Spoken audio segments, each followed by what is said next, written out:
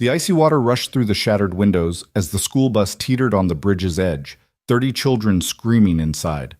Caleb Ward didn't think. He just dove.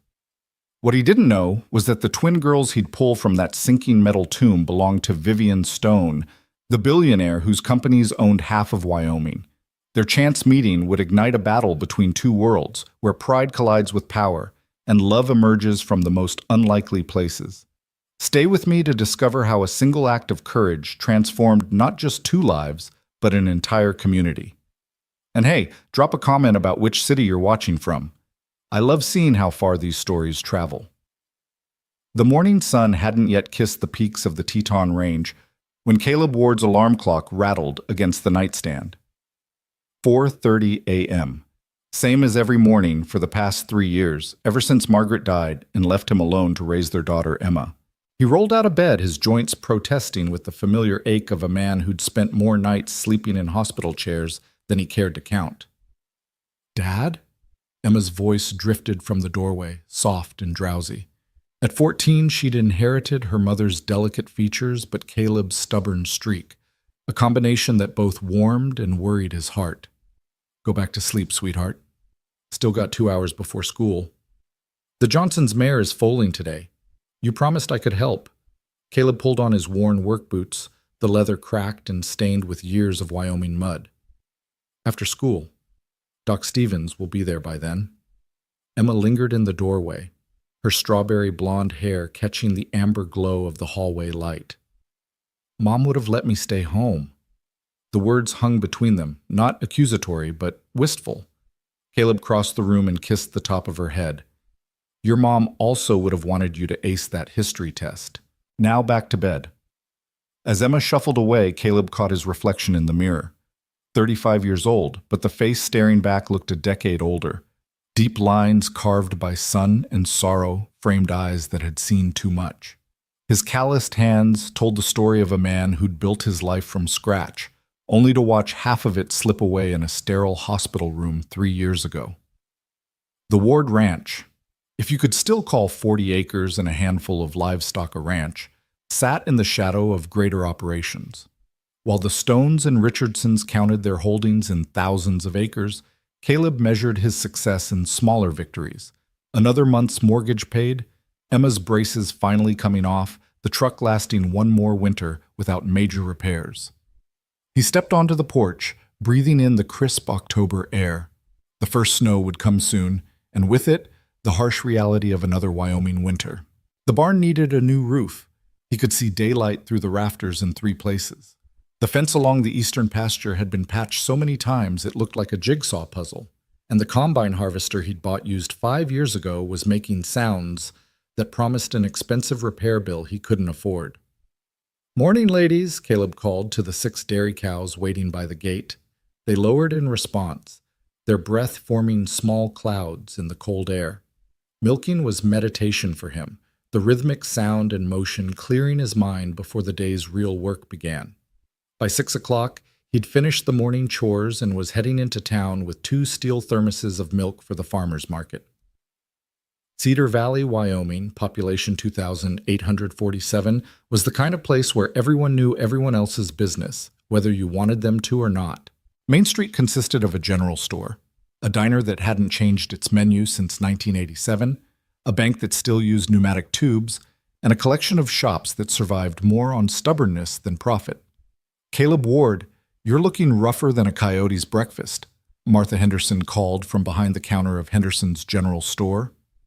At 73, Martha had appointed herself the town's unofficial mother, dispensing advice and casseroles with equal enthusiasm. "Charming as always, Martha." Caleb set one of the thermoses on her counter. "Fresh this morning." Martha's eyes narrowed as she studied him. "When's the last time you ate a proper meal? And I don't mean whatever Emma's been cooking." "She's getting better. Only burned the eggs twice this week. That girl needs a woman's influence." Martha's tone softened. "It's been 3 years, Caleb. Margaret wouldn't want you living like a monk." "Martha, I'm just saying the Harvest Festival is coming up. Plenty of nice women would be happy to share a dance with you. That new teacher from Cheyenne seems sweet. Rebecca something or other." Caleb collected his payment. $15 that would go toward Emma's college fund, and headed for the door. "I'll think about it." "You'll do no such thing, and we both know it," Martha called after him. The truth was, Caleb had tried dating once, about a year after Margaret's death. Sarah from the bank, a nice enough woman with kind eyes, and a laugh that reminded him nothing of Margaret's. They'd gone to dinner twice before he realized he spent both evenings talking about his late wife. Sarah had been gracious about it, but they both knew it wasn't going anywhere. The rest of the morning passed in a blur of manual labor.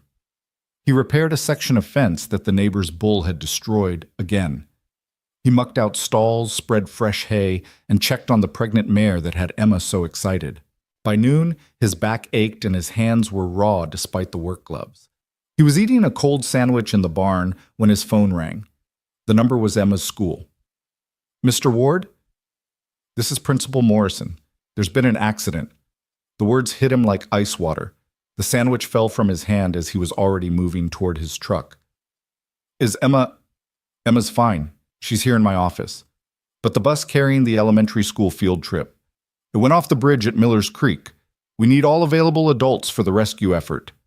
Caleb was in his truck before Morrison finished the sentence.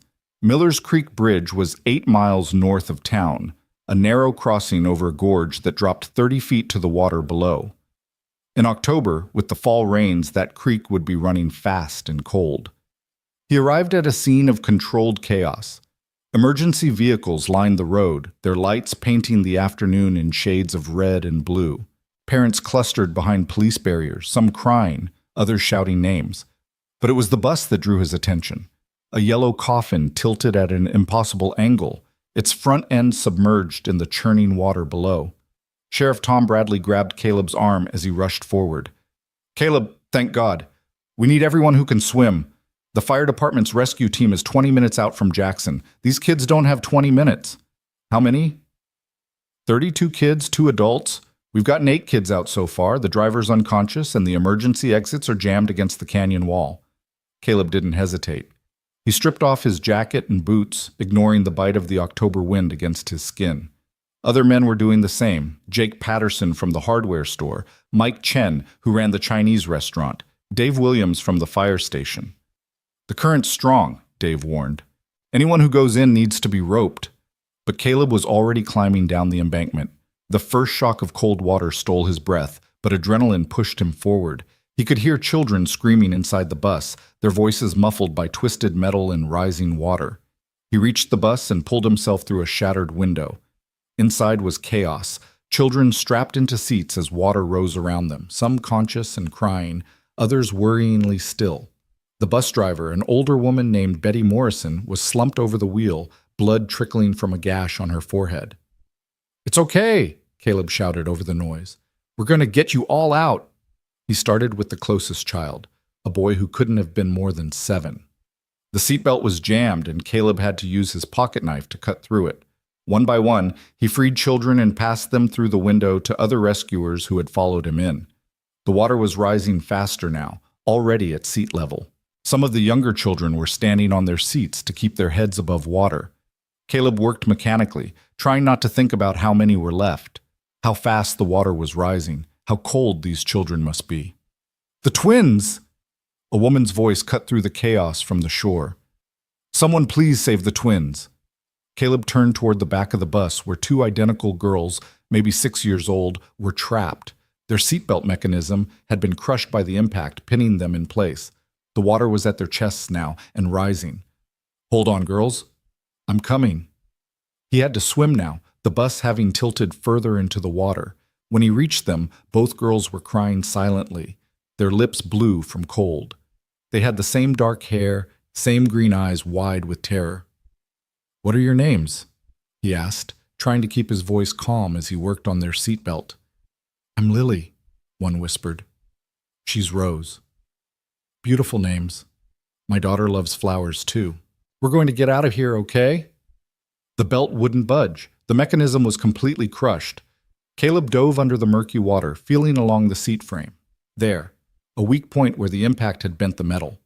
He planted his feet and pulled with everything he had. Once, twice, 3 times. His lungs burned for air, The frame gave way with a metallic shriek. He surfaced, gasping, and pulled both girls free. But now the bus was shifting, sliding further into the creek with a grinding sound that sent fresh screams through the remaining children. "Everyone out!" "Now!" Dave Williams shouted from the front. Caleb held both twins against his chest and pushed toward the window. The current caught them as soon as they were outside, threatening to sweep all three downstream. His foot found a rock, and he pushed off, angling toward shore where arms were reaching for them. Someone took Lily. Someone else grabbed Rose. Caleb felt hands pulling him up the embankment, but he shrugged them off and turned back to the bus. There were still children inside. "Caleb, no!" Tom Bradley tried to grab him. "The whole thing's about to go!"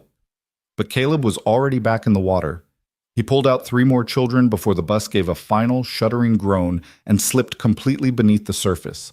For a heart-stopping moment, he thought they'd lost whoever was still inside. Then Dave Williams emerged from the far window with the last child, and Betty Morrison was being pulled free by Mike Chen. They'd done it. 32 children, 2 adults, all alive. Caleb collapsed on the riverbank, his chest heaving, his body shaking from cold and exhaustion. Someone draped a blanket around his shoulders. Someone else was checking him for injuries, but his eyes were on the 2 dark-haired girls being bundled into an ambulance, their small faces pale but alert. "You saved them." The voice was cultured, precise, nothing like the rural drawl of Cedar Valley. Caleb looked up to see a woman in a business suit that probably cost more than his truck. She was beautiful in that polished way that suggested professional stylists and personal trainers, but her face was streaked with tears, her composure cracked. "Those are my daughters. You saved my daughters. Anyone would have—" "No." Her voice was fierce. "Not anyone. You went back. Even when the bus was failing, you went back." She pulled out a checkbook from her purse. "Please, let me—" "Ma'am, I don't want your money." She stared at him as if he'd spoken in a foreign language. "Then what do you want?" "For your girls to be okay." "That's payment enough." Before she could respond, the paramedics called her to the ambulance. She squeezed Caleb's hand once, her manicured nails digging into his palm with desperate gratitude, then ran to her daughters. "You know who that was?" Jake Patterson said, sitting down beside Caleb. Both men were soaked, freezing, and exhausted. "A mother." "That's Vivian Stone, the Vivian Stone. Her company owns half the mineral rights in Wyoming. Hell, she probably owns the land we're sitting on right now." Caleb watched the ambulance pull away, its lights flashing. He didn't care if she owned the whole state. Right now, she was just a mother who'd almost lost her children, and he was just a father who understood the terror all too well. The next hours blurred together. The hospital, where all 32 children were checked and miraculously found to have nothing worse than mild hypothermia and bruises. The parents, crying and hugging anyone who'd helped. The reporters who descended like locusts, shoving microphones and cameras in faces, still shocked from the near tragedy. Caleb slipped away from it all, finding Emma in the high school parking lot where the older kids had been gathered to wait for their parents. "Dad!" She flew into his arms, not caring that he was still damp and smelled like river water. "They said you saved people. They said you were a hero. Just did what needed doing." He held her tighter than usual, remembering those twin girls and how easily it could have been Emma on that bus. "Let's go home." But home felt different that night. As Caleb tucked Emma into bed, something he hadn't done in 2 years, but she didn't protest, he couldn't shake the image of those green eyes, wide with terror, then relief. Lily and Rose. Such delicate names for girls who'd shown such courage. "Dad?" Emma's voice was small in the darkness. "Were you scared?" "Terrified." "But you did it anyway." "That's what courage is, sweetheart. Being scared and doing it anyway." "Mom would have been proud." Caleb's throat tightened. "Yeah, she would have." He sat with Emma until her breathing deepened into sleep, then walked out onto the porch. The night was clear, stars scattered across the Wyoming sky like spilled diamonds. Somewhere in Jackson, or maybe Cheyenne, Vivian Stone was probably tucking her daughters into beds that cost more than most people's cars, in a house he couldn't even imagine. He thought about her offer of money, how instinctively he'd refused it. Pride, maybe. Or maybe just the knowledge that some things couldn't be bought or sold. The life of a child. The gratitude in a mother's eyes. The feeling of doing something that mattered, truly mattered, for the first time since Margaret died. The next morning came too soon, and with it, the reality of his regular life. The pregnant mare had foaled during the night without complications. The cows needed milking. The fence still needed fixing. The world hadn't stopped turning just because 32 children had almost died. But something had changed. As Caleb went about his morning routine, he noticed things he'd overlooked. Martha Henderson's grandson had left a new salt lick by the gate. No note, no request for payment. Someone had patched the worst hole in the barn roof overnight. There was a casserole on his porch steps, still warm, with a note that just said "thank you" in handwriting he didn't recognize. Cedar Valley was taking care of its own, the way small towns did when one of theirs had done something extraordinary. Caleb appreciated it, but it also made him uncomfortable. He'd never been good at accepting help, even when Margaret was sick and they desperately needed it. Emma was at school, and Caleb was elbow-deep in engine grease trying to coax the tractor back to life when an expensive car pulled up his drive. Not just expensive, the kind of car that looked like it had been beamed down from another planet, all smooth lines and silent power. Vivian Stone stepped out, and she looked nothing like the desperate mother from yesterday. This was the Billionaire version, designer everything, sunglasses that probably cost more than his monthly mortgage. An aura of power that made the very air around her seem rarefied. Mr. Ward. Miss Stone. How are the girls? For a moment her composure cracked, and he saw the mother again. They're good. Scared, but good. They wanted me to give you this. She handed him a piece of paper, a child's drawing of a stick figure pulling two smaller stick figures from a blue scribble that must have been water. At the bottom, in careful crayon letters, "Thank you, Mr. Caleb. Love, Lily and Rose." That's... Caleb had to clear his throat. Tell them they're very welcome. I did some research on you last night, Vivian said, and Caleb stiffened. Of course she had. Lost your wife 3 years ago, raising a daughter alone, running this ranch while working part-time at the Patterson's hardware store. You're drowning, Mr. Ward, just not in water. We're doing fine. Your mortgage is 3 months behind. Your daughter's wearing shoes that are 2 sizes too small because you can't afford new ones. Your truck is held together with duct tape and prayer. She pulled out an envelope. This isn't charity. It's justice. You saved my children. Let me save yours. Caleb looked at the envelope but didn't take it. With all due respect, Ms. Stone, you don't know anything about us. Emma's shoes are small because she's sentimental. They were the last ones her mother bought her. She has new ones. She chooses not to wear them. The truck runs fine. The duct tape is from when Emma decided to practice her batting swing too close to the parking area. And the mortgage... He paused. The mortgage is my business. Vivian studied him with eyes that had probably stared down CEOs and senators. You're proud. I'm practical. Your money comes with strings, even if you don't mean it to. People would talk. They'd say I did it for the reward. That would change what happened yesterday into something transactional, and I won't have that. Not for Emma, not for your girls, not for this town. You're also stubborn. That's been mentioned. She put the envelope back in her purse, but she was smiling now, just slightly. What if I could help in a way that didn't involve money? Such as?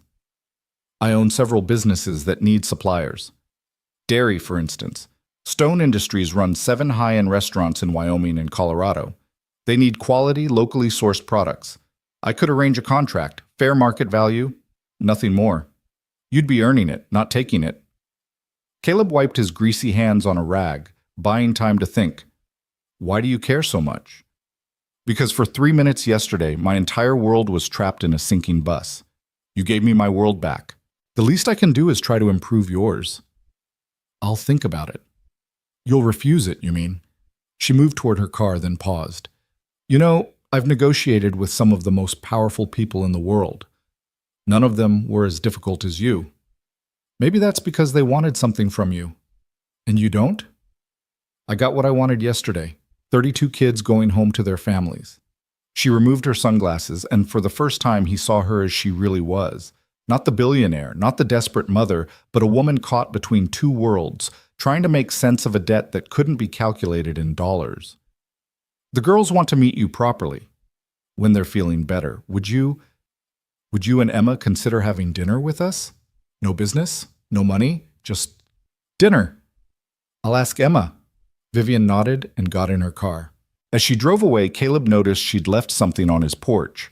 Not money, but a basket of groceries, practical things like bread and milk and fresh vegetables.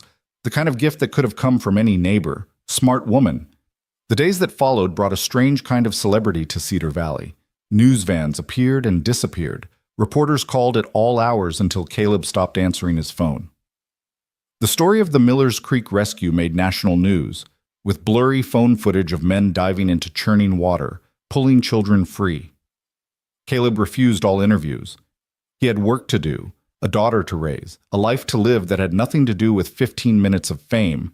But the story wouldn't die, especially once people realized one of the rescued children was Vivian Stone's daughter, the Vivian Stone, tech billionaire, corporate raider, the woman Forbes had called the Velvet Hammer for her ability to destroy companies with a smile. Emma, meanwhile, was dealing with her own version of fame at school. "Everyone keeps asking about you," she told Caleb over dinner. Spaghetti again, because it was one of 3 things they could both cook without burning. Wanting to know what it was like, if you were scared, if you really refused a reward from Vivian Stone. What do you tell them? The truth. That you're just my dad, and you did what you always do, the right thing. Smart girl. So, Emma twirled her spaghetti, not meeting his eyes. Are we going to have dinner with them? With Miss Stone and her daughters? Do you want to? I looked her up. She's like super rich, like owns a private jet rich. That doesn't answer my question. Emma was quiet for a moment. I think Mom would want us to. She always said we should be open to new experiences, meet new people. Plus those girls, they're just little kids who went through something awful. Maybe seeing you again, in a normal setting, would help them. Sometimes Caleb forgot how wise his 14-year-old could be. All right, I'll call her. The dinner was set for Friday night at a restaurant in Jackson that Caleb had only ever driven past. The kind of place with valet parking and no prices on the menu. He'd had to borrow a suit from Jake Patterson, and Emma wore the dress they'd bought for her school concert, the one nice thing in her closet. We look ridiculous, Emma whispered as they walked in, past the marble foyer and the tinkling fountain. We look fine, Caleb lied. He felt like a scarecrow dressed up for Halloween. But then Lily and Rose ran toward them, not in designer dresses, but in jeans and t-shirts with unicorns on them, looking like any other 6-year-olds. They stopped just short of Caleb, suddenly shy. Hi, Lily said. Hi, Rose echoed. Hi yourselves, Caleb said, crouching down to their level. You both look a lot better than the last time I saw you. You saved us, Rose said solemnly, from the water. We were really scared, Lily added, but you said we'd be okay. And you were. Both girls rushed forward and hugged him, their small arms barely reaching around his neck. Over their heads, he saw Vivian watching, and for once, she wasn't the billionaire or the desperate mother. She was just grateful. Dinner was less awkward than Caleb had feared. The girls chattered about school, their guinea pig named Mr. Whiskers, their favorite cartoon shows. Emma, usually shy around strangers, opened up when she learned the twins loved horses. My dad's teaching me to train them, Emma said. We have a new foal, born just this week. Can we see it?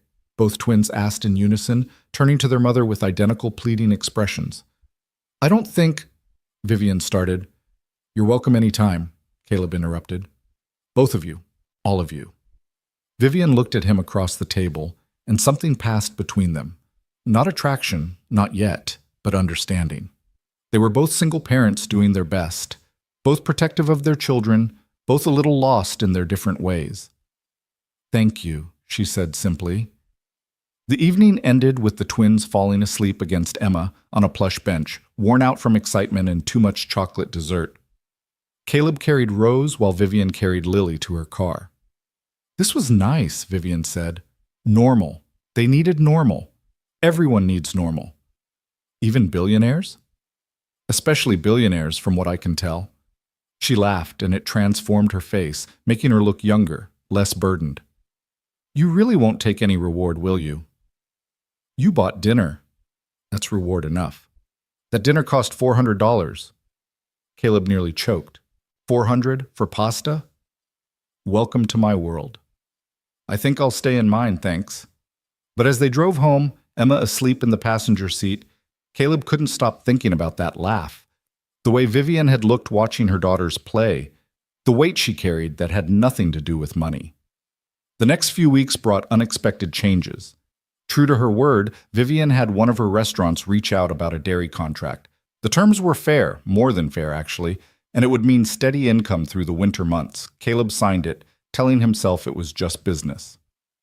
Then came the educational trust.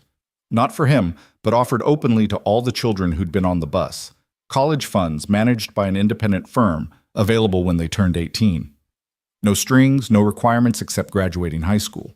The town council voted to accept it unanimously, and even Caleb couldn't find fault with it.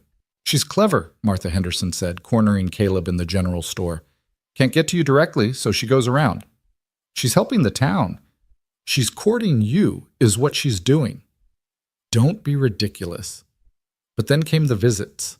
Not formal things, just Vivian bringing the twins to see the horses. She'd show up in jeans and boots that still looked expensive, but at least practical, watching as Emma taught Lily and Rose to brush the gentler mares. She'd stand beside Caleb at the fence, discussing everything and nothing. The weather, the girls' schools, the challenges of single parenthood. Do you miss it? She asked one afternoon as November painted the mountains white. Having a partner? Every day, Caleb answered honestly.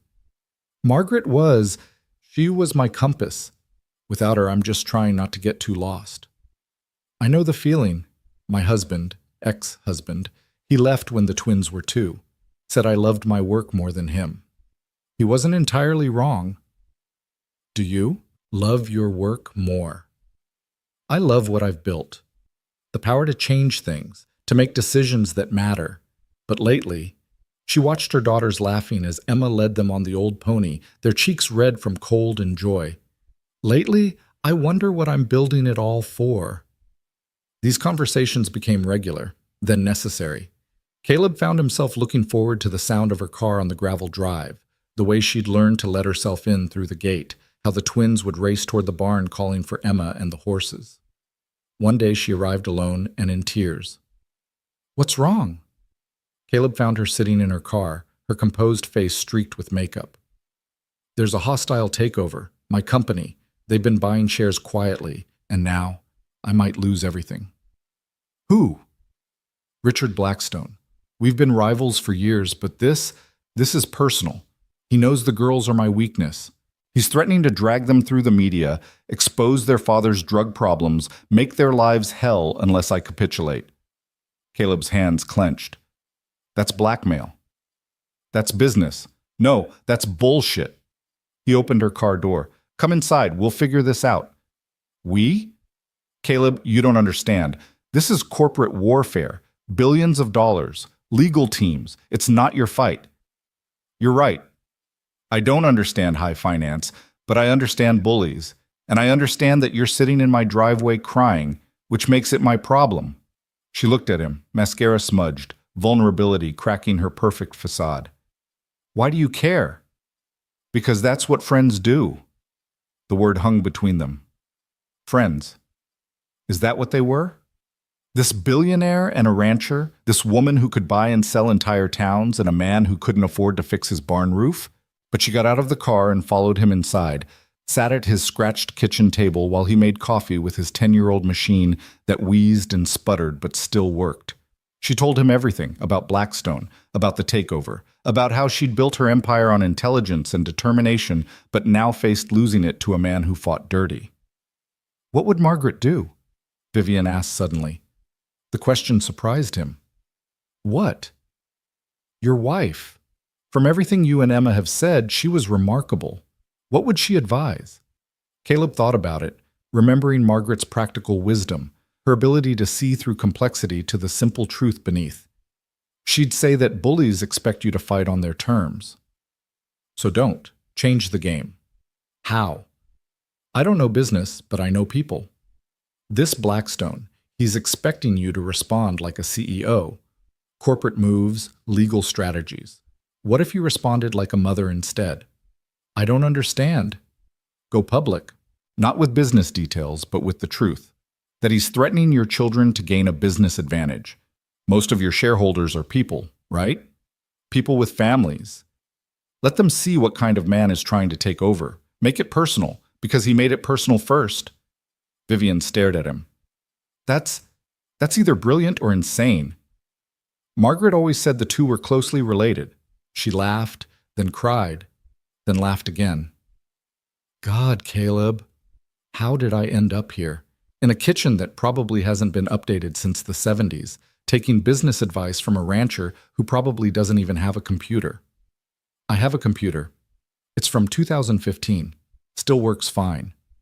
Of course it does. She wiped her eyes. You keep everything until it completely falls apart, don't you? Nothing wrong with that. No, she said softly. There isn't. She stayed for dinner, just soup and bread, nothing fancy. Emma and the twins appeared as the school bus dropped them off, and suddenly the kitchen was full of voices and laughter. Homework was spread across the table. The twins drew pictures while Emma helped them with basic math. It was chaos and noise, and everything Vivian's life usually wasn't. This is nice, she said quietly to Caleb as they watched the girls. It's just dinner. No, it's family, or what family should be. That night, after Vivian had bundled the sleepy twins into her car and headed back to Jackson, Emma asked, Is she your girlfriend? No, Caleb said quickly. We're just friends. Mom would like her. Emma, I'm not saying you should date her. I'm just saying Mom would like her. She's smart and tough, and she loves her kids, plus she makes you smile. I smile. Not like that. Not since Mom. Caleb didn't know what to say to that, so he said nothing. But that night, he lay awake thinking about Vivian's laugh, the way she'd looked sitting at his kitchen table, how natural it had felt having her there. The next morning brought news. Vivian had taken his advice, giving an interview to the Wall Street Journal that was personal, raw, and devastating to Blackstone's reputation. She spoke as a mother, not a CEO, about the lengths some would go to for money and power. The story went viral within hours. By afternoon, Blackstone's investors were pulling out. By evening, he'd withdrawn the takeover attempt. Vivian called Caleb from her office, triumph and exhaustion in her voice. We did it. You did it. Your crazy plan actually worked. You did it. I just made coffee. Caleb, her voice went soft. I owe you everything. Again. You owe me nothing. Ever. I'm starting to think that's your motto. It's served me well so far. Has it? Really? When's the last time you let someone help you? When's the last time you admitted you needed anything from anyone? The question stung because it was true. Since Margaret's death, he'd built walls around himself and Emma, letting no one in, accepting no help that wasn't absolutely necessary. I should go, he said. Evening chores. Caleb? But he'd already hung up. That night he worked until his body ached, fixing things that didn't need fixing, avoiding thoughts that wouldn't leave him alone. Emma watched him with worried eyes but said nothing. She'd learned when to push and when to let him be. 3 days passed with no word from Vivian. Caleb told himself it was for the best. They were from different worlds, brought together by crisis, but not meant for more. She had her empire to run. He had his ranch to maintain. That was the natural order of things. Then Thursday's mail brought a letter, not from Vivian, but from the bank. The mortgage on the ranch, all remaining payments, had been paid in full. The deed was his, free and clear. Caleb drove to the bank in a fury, demanding answers. The manager, Tim Pearson, looked terrified. I can't reveal who It was Vivian Stone. I can neither confirm nor... Tim, we've known each other for 10 years. Just tell me. Tim sighed. It was anonymous, but yes, the payment came from Stone Industries Charitable Foundation. It's all legal, all above board. You can refuse it, but the payment's already been processed. You'd essentially be donating your ranch to the bank. Caleb drove to Jackson, breaking every speed limit. He'd never been to Vivian's office, but the Stone Industries building was hard to miss. 20 stories of glass and steel that reflected the mountains like a mirror. The receptionist tried to stop him, but Caleb walked past her, taking the elevator to the top floor where he knew she'd be. He found her in a conference room, surrounded by suits and spreadsheets. Caleb? She stood, surprise and something else. Hope? Flickering across her face. What are you doing here? We need to talk. Now. She must have seen something in his expression because she immediately excused herself from the meeting. She led him to her office, a space larger than his entire house, with views that stretched to the Tetons. You paid off my mortgage. After I specifically told you not to give me money.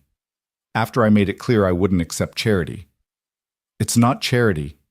It's gratitude. It's manipulation. The word hit her like a slap. That's not... I wasn't trying to manipulate you. I was trying to help.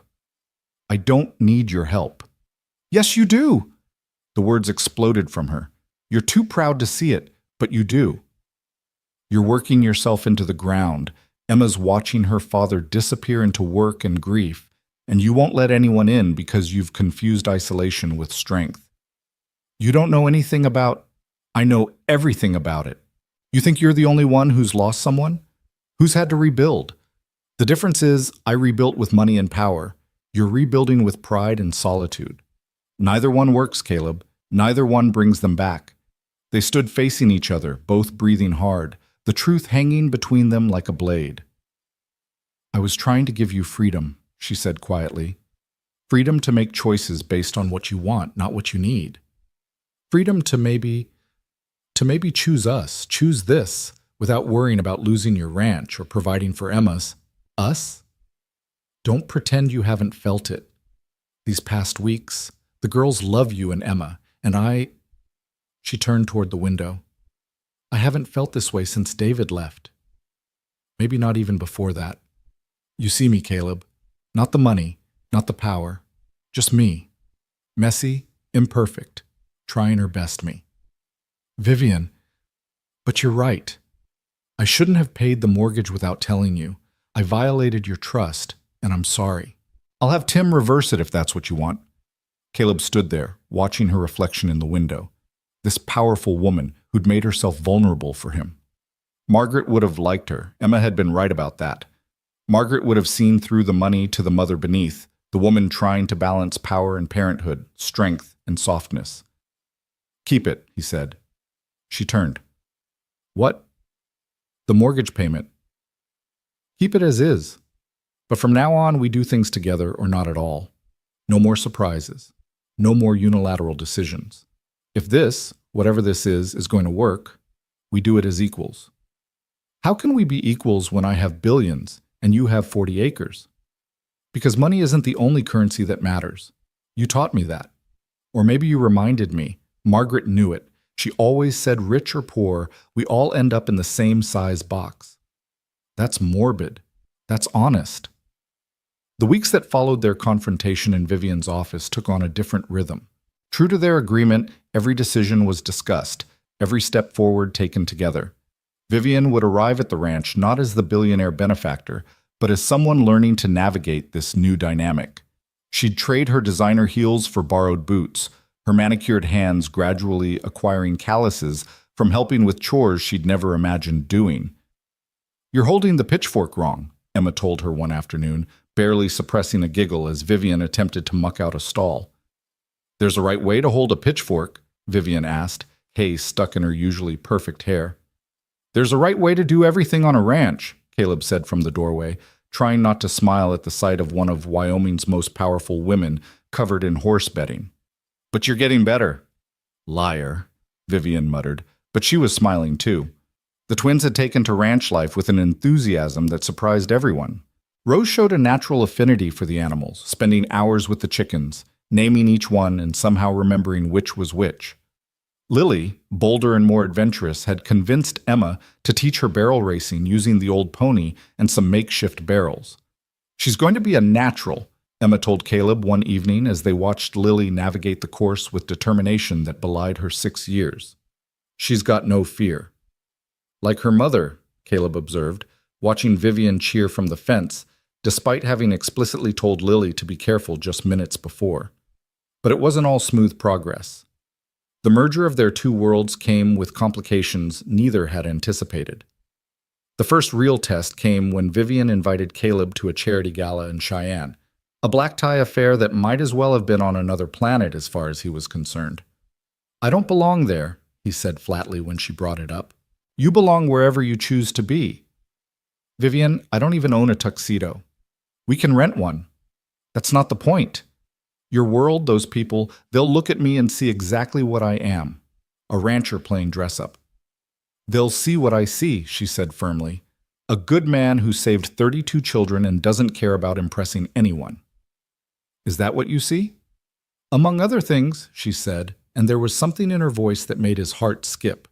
Against his better judgment, he agreed to go. Jake Patterson's wife, Sandra, practically forced him into her car to go tuxedo shopping in Jackson, insisting that the whole town had a stake in him not embarrassing himself. "You're representing Cedar Valley now," she said, adjusting his bow tie for the 5th time. "Whether you like it or not, you and Vivian Stone are the talk of 3 counties." "There is no me and Vivian Stone." Sandra gave him a look that suggested he was being deliberately obtuse. "Caleb Ward, that woman drives 2 hours each way 3 times a week to muck out horse stalls. If that's not love, I don't know what is." The gala was everything Caleb had feared and more. The ballroom glittered with chandeliers that probably cost more than most people's houses. Women wore gowns that belonged in museums, men in tuxedos that fit like second skins. And there was Vivian, radiant in midnight blue, looking like she belonged in a fairy tale. "You came," she said, and the relief in her voice caught him off guard. "Said I would." "You look—" She paused, taking him in. "You look handsome." "I look like a scarecrow in a borrowed suit." "Stop it." She took his arm, her touch sending electricity through the rented fabric. "You look like exactly who you are, a man who doesn't need any of this to be impressive." The evening was a blur of introductions, handshakes with people whose names he'd only seen in newspapers. Senator this, CEO that, all of them looking at him with barely concealed curiosity. He was Vivian Stone's rancher, the hero from the bridge, the man who'd refused her money. He could see them trying to figure out the angle, the game, because in their world, there was always a game. "You must be so proud," a woman dripping in diamonds said to him, "landing Vivian Stone." "I haven't landed anyone," Caleb said evenly. "I'm just here as her friend." The woman laughed, a tinkling sound that grated on his nerves. "Oh, how refreshing. He's playing hard to get." "He's not playing anything," Vivian said, appearing at his elbow. "That's what makes him different from every other man in this room." Later, on the balcony overlooking the city lights, Vivian found him escaping the crowd. "I'm sorry," she said. "I shouldn't have brought you here." "This isn't your world." "No," he agreed, "but it's yours. And if we're going to do this, whatever this is, I need to understand it." "Do you want to do this?" The question hung in the air between them. Below, Cheyenne sprawled in a constellation of lights, but Caleb was thinking of star-filled skies over Cedar Valley, of his daughter laughing with the twins, of mornings when Vivian would arrive with coffee from the fancy shop in Jackson and they'd sit on his porch watching the sunrise. "My wife died 3 years ago," he said slowly. "For a long time, I thought that meant my life was over too. Just existing for Emma, for the ranch, for the next day's work. Then you crashed into our lives, literally, with your daughters, and suddenly there was noise again, chaos, life. Is that a yes?" He turned to look at her, this impossible woman who commanded boardrooms but got excited about collecting eggs, who could buy anything but had chosen to learn to make Emma's favorite cookies from scratch. "Margaret would have wanted me to be happy," he said. "Emma wants me to be happy. The question is whether I can want that for myself. And can you?" Before he could answer, a commotion arose from inside. Through the glass doors, they could see people gathering around phones, voices rising in alarm. Vivian's assistant, a young man named Derek, burst onto the balcony. "Ms. Stone, there's been an accident. In Cedar Valley. The mine—" Caleb's blood went cold. The Brackenridge mine employed half the town, including Jake Patterson's son and Mike Chen's brother. "What kind of accident?" "A collapse," Derek said, reading from his phone. "They're saying at least 15 miners are trapped." Caleb was already moving, Vivian right behind him. They drove through the night, Caleb pushing Vivian's car to its limits on the dark Wyoming highways. His phone rang constantly, Emma checking in, neighbors organizing rescue efforts, the volunteer fire department mobilizing. Emma's safe, he told Vivian, who hadn't asked but whose concern was written across her face. She's at the Hendersons with the twins. Martha collected them when the news broke. This is my fault, Vivian said quietly. What? I own shares in Brackenridge. Not controlling interest, but enough that I should have paid attention.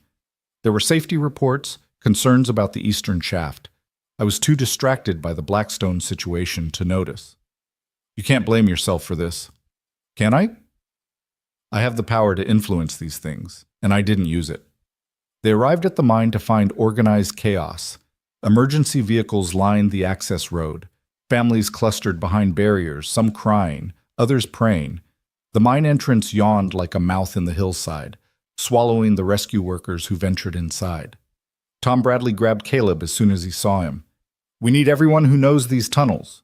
You worked here summers during high school, didn't you? 20 years ago, Tom. That's 19 years more recent than most of us. The eastern shaft collapsed just past the third junction. The men are trapped in Pocket 4, we think. They've got maybe 6 hours of air, less if anyone's injured. Caleb looked at the mine entrance, remembering those summers when he was 17, 18, saving money for college before Margaret got sick the first time, and plans changed. He knew those tunnels, or at least he had. I'll go, he said. Absolutely not, Vivian said. You're not trained for this. You have a daughter to think about. And Jake Patterson has a son down there. Mike Chen has a brother. These are my people, Vivian. Then they're my people too, she said, and before anyone could stop her, she was pulling on borrowed safety gear. I'm smaller than most of you. If there are tight spaces, I can get through. Ma'am, with all due respect, that's Tom Bradley started. Sheriff, I own 16% of this mine. That makes me legally liable and morally responsible. I'm going. The rescue team that entered the mine consisted of 6 people: Caleb, Vivian, 2 professional mine rescue workers from Gillette, Dave Williams from the fire department, and surprisingly, old Carl Brennan, who'd worked these tunnels for 40 years before retiring. Still remember every turn, Carl said, his headlamp cutting through the darkness, including the ones that aren't supposed to be there. The descent was like entering another world. The temperature dropped, the walls pressed close, and the only sounds were their breathing and the occasional groan of stressed rock. Caleb kept Vivian close, her hand in his whenever the passage allowed. You didn't have to come, he said. Yes, I did. You were right earlier. If we're doing this, we do it together. They reached the collapse after what felt like hours, but was probably only 30 minutes. The passage was completely blocked, tons of rock sealing off the tunnel beyond. But Carl led them through a maintenance shaft barely 3 feet wide that connected to an older part of the mine. Abandoned in the 80s, he explained, but it links up with Pocket 4 if it hasn't collapsed. The maintenance shaft was a nightmare. They had to crawl on their bellies, the rock pressing down until Caleb could barely breathe. Behind him, he could hear Vivian's controlled breathing, the only sign of her fear. The professional rescuers had stayed at the main collapse, working to clear it, leaving the 4 of them to try this desperate alternative. I can see light, Dave called from ahead. Headlamps. We found them. The pocket was larger than expected, and 15 men were huddled inside, some injured, all running low on oxygen. Jake's son Tommy had a broken leg. Mike's brother Lynn was unconscious, a gash on his head that looked serious. About time you showed up, Tommy managed to joke through his pain. We were starting to think we'd have to dig ourselves out. The next hours were a blur of careful evacuation. They had to move the injured through the maintenance shaft, a torturous process that required all their strength and more courage than Caleb thought he possessed. Vivian proved invaluable, her smaller size allowing her to navigate the tightest spaces, her voice calm and reassuring as she guided the terrified men through. You're doing great, she told Lynn's partner, a young man named Bobby, who was on the verge of panic. Just follow my voice. Caleb's right behind you. One by one, they got them out. By the time the last man emerged into the pre-dawn light, the entire town had gathered. The cheers were deafening. Families rushed forward, tears and embraces everywhere. Caleb saw Emma pushing through the crowd, the twins with her, all three girls launching themselves at their parents. "You're both crazy," Emma said, hugging them simultaneously. "Completely insane." "We're all safe," Caleb said, holding her tight.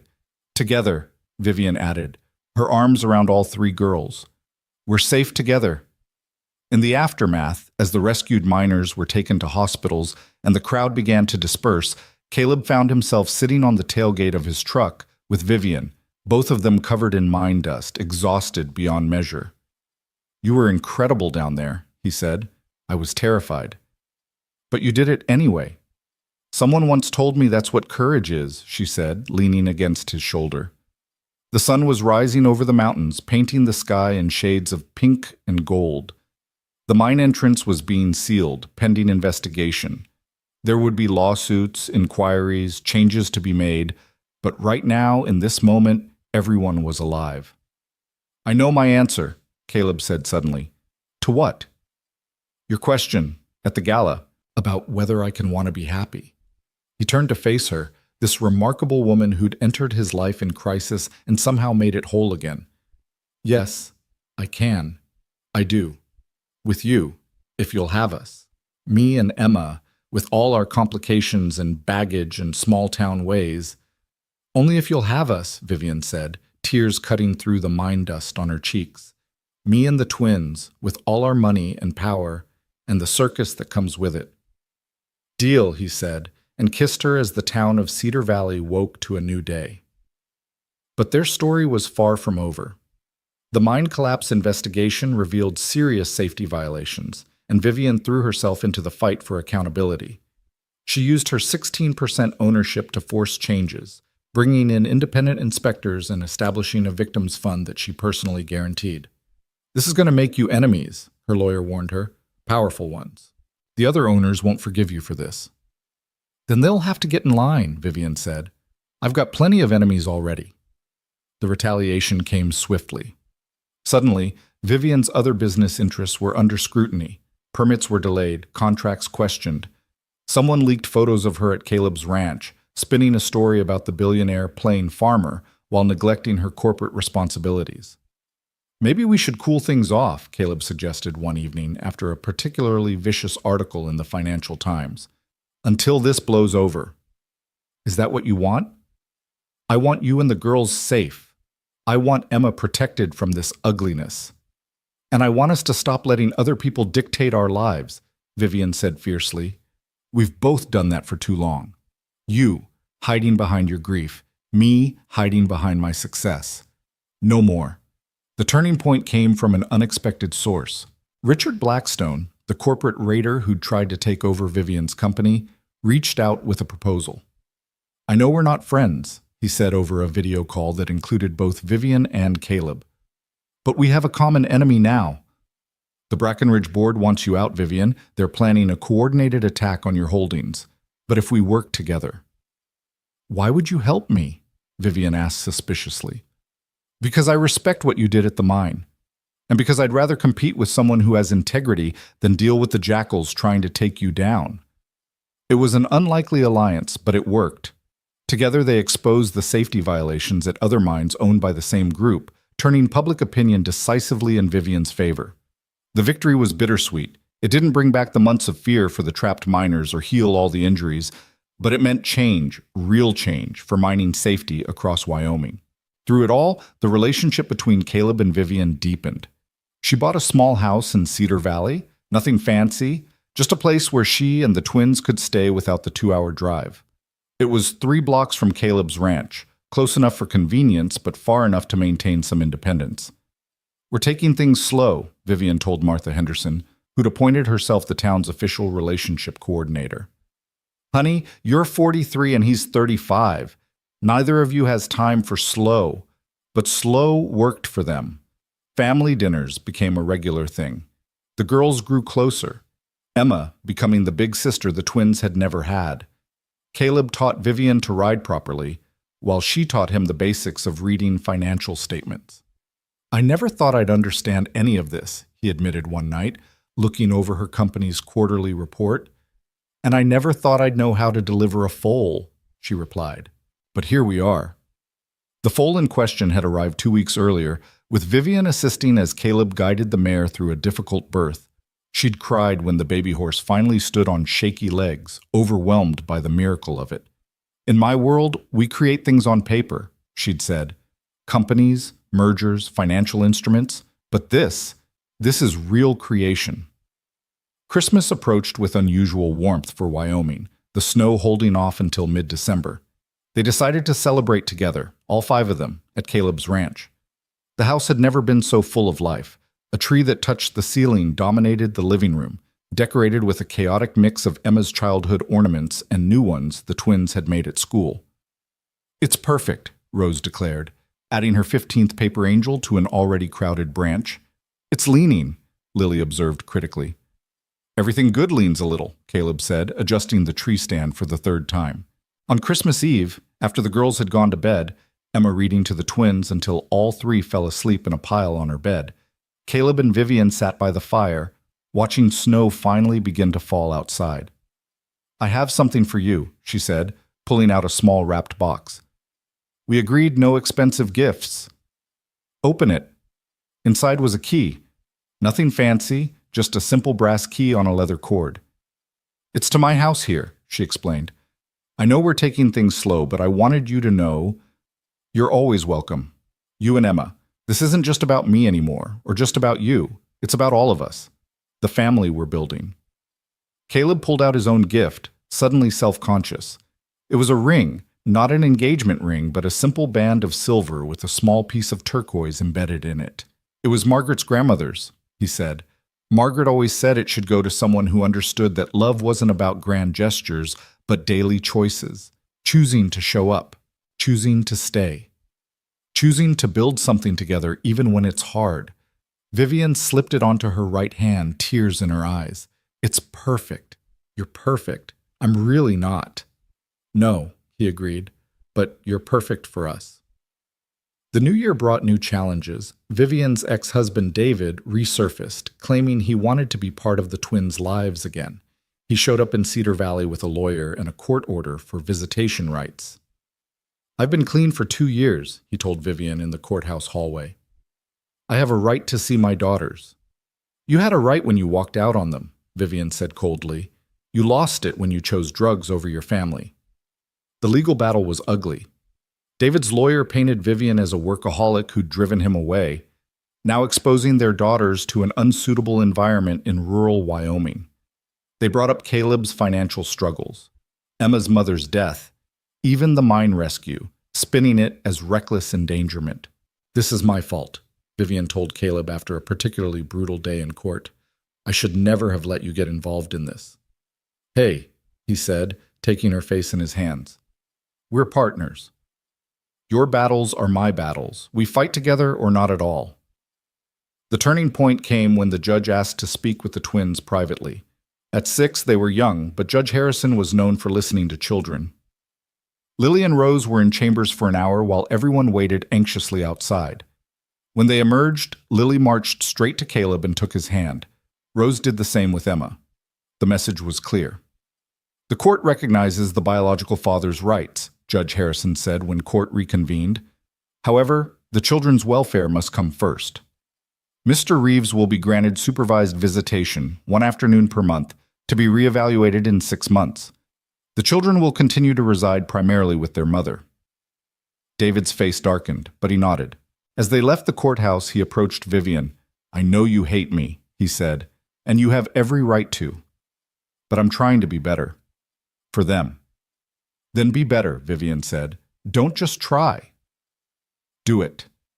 The supervised visits were awkward at first, but gradually David proved himself capable of short-term sobriety and genuine interest in his daughters. Caleb stayed out of it, respecting the complicated history, but he was there when the twins came home confused or upset, offering the steady presence they needed. Spring arrived with unusual violence, bringing storms that flooded rivers and washed out roads. The community rallied as it always did, neighbors helping neighbors, but the worst was yet to come.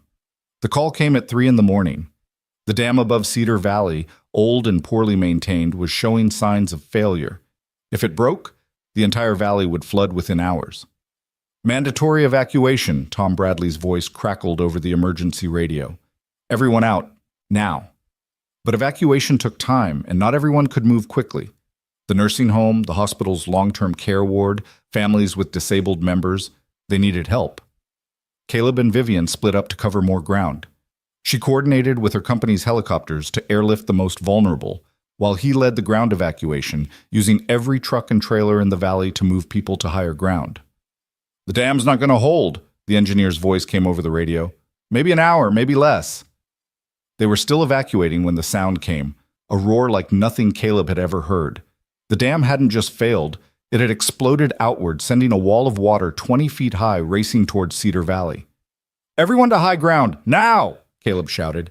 He was helping old Mr. Garrison into his truck when he saw them, a family trapped in their car, wheels spinning uselessly in mud as water rushed toward them. Without thinking, he ran toward them, Vivian's voice screaming his name behind him. The water hit just as he reached the car. The force of it slammed him against the vehicle, but he managed to break the window and pull the children out. 3 of them, all under 10. Their parents followed, everyone linked together as the water tried to tear them apart. They said later it was impossible what happened next, that no one could have held on against that current. But Caleb did, anchored somehow against an old fence post, holding that family until Jake Patterson's tractor reached them with a rope, pulling them all to safety just as the fence post gave way. "You could have died," Vivian said later at the emergency shelter, her voice shaking as she bandaged his scraped hands. "You almost did die, but I didn't. You can't keep doing this, running into danger without thinking," says the woman who crawled through a mine shaft. "That was different." "How?" "Because I can't lose you," she said, the words torn from her. "The girls can't lose you. Emma can't. I can't. We just can't." The flood destroyed much of Cedar Valley. Homes were gone, businesses washed away.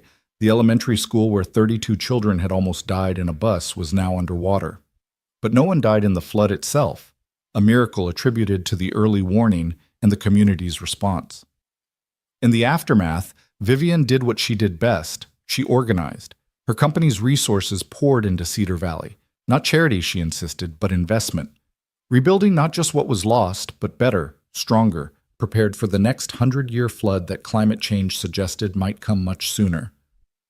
"You're going to rebuild the whole town?" Caleb asked, looking at the plans she'd spread across his kitchen table. His house, on higher ground, had survived. "We're going to rebuild it. The community. Together. But with proper funding and planning this time." It took months. Vivian moved her operations temporarily to Cedar Valley, running her empire from a trailer that served as both office and command center for the rebuild. The girls attended the temporary school set up in the high school gymnasium. Life found a new rhythm, different but not worse. "I never expected this," David said during one of his visits, watching his daughters help distribute supplies to flood victims. "Them, here, like this. You've given them something I never could." "A small town?" Vivian asked. "A family," he said. "A real one. With that man of yours. His daughter. This community. It's what I should have given them, but couldn't." "You can still be part of it," Vivian said, surprising herself. "If you stay clean. If you really try." David looked at her, this woman he'd once loved and failed so spectacularly. "Maybe. Someday. But right now, they have what they need, and that's enough." The conversation Caleb had been dreading came in late summer. Vivian found him in the barn, a formal letter in her hand. "The board wants me back in New York," she said. "Full-time. They say I can't run a multinational corporation from a flood-damaged town in Wyoming."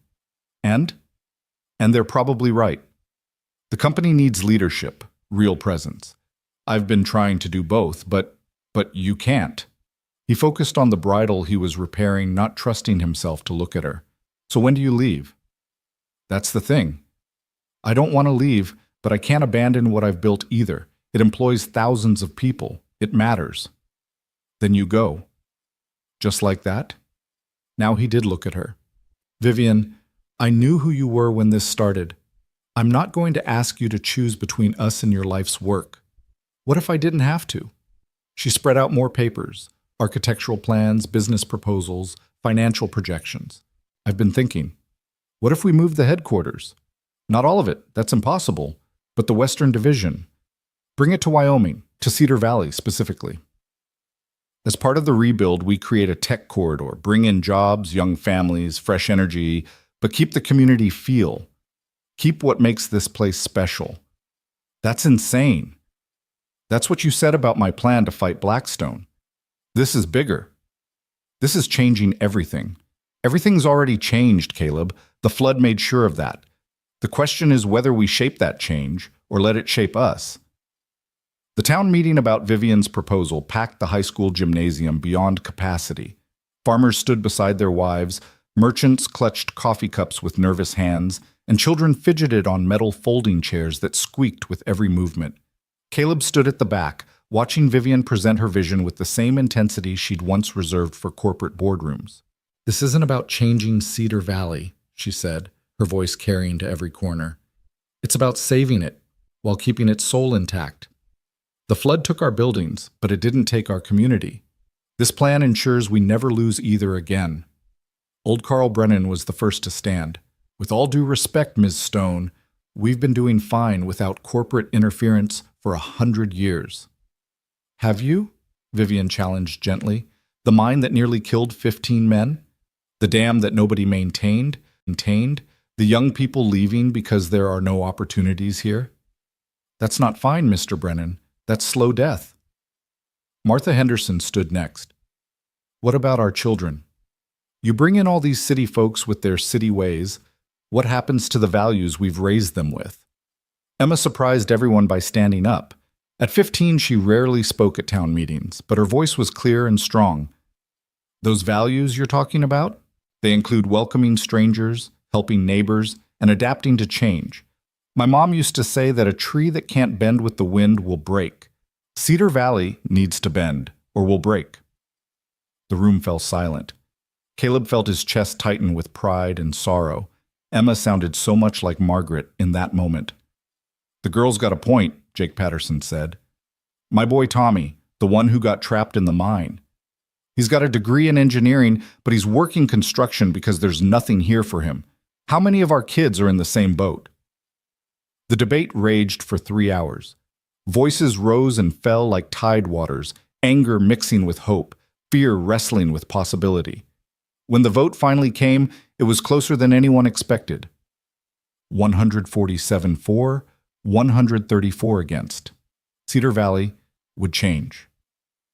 That night, Caleb found Vivian sitting alone on the temporary bleachers overlooking what used to be Main Street, now a construction zone of possibility. "You did it," he said, sitting beside her. "We did it. Your daughter tipped the scales. She's something else. She gets it from her father." Vivian leaned against him, exhausted. "Some people hate me now. Did you see Mrs. Crawford's face? Mrs. Crawford hates change, not you. She'll come around when she sees it working, and if it doesn't work, then we'll have tried. That's all anyone can do." The construction began immediately. Vivian's company moved with corporate efficiency, but she insisted on hiring locally wherever possible. Jake Patterson's construction company got the contract for the new community center. Mike Chen's restaurant was first to rebuild, with a loan guaranteed by Stone Industries. Even Mrs. Crawford's skepticism softened when her grandson got hired as a project coordinator. But success brought its own complications. The first wave of new residents arrived in September. Young professionals from Denver and San Francisco, drawn by generous relocation packages and the promise of small-town life with big city amenities. They drove Teslas and ordered oat milk lattes at the new coffee shop that opened where Henderson's general store used to be. "It's not the same," Martha said to Caleb one morning, watching a young couple in matching athletic wear jog past with their designer dog. "Different doesn't mean worse. Doesn't mean better either." The tension came to a head at the Harvest Festival. It had been a Cedar Valley tradition for 70 years, pie contests, square dancing, a parade of tractors down Main Street.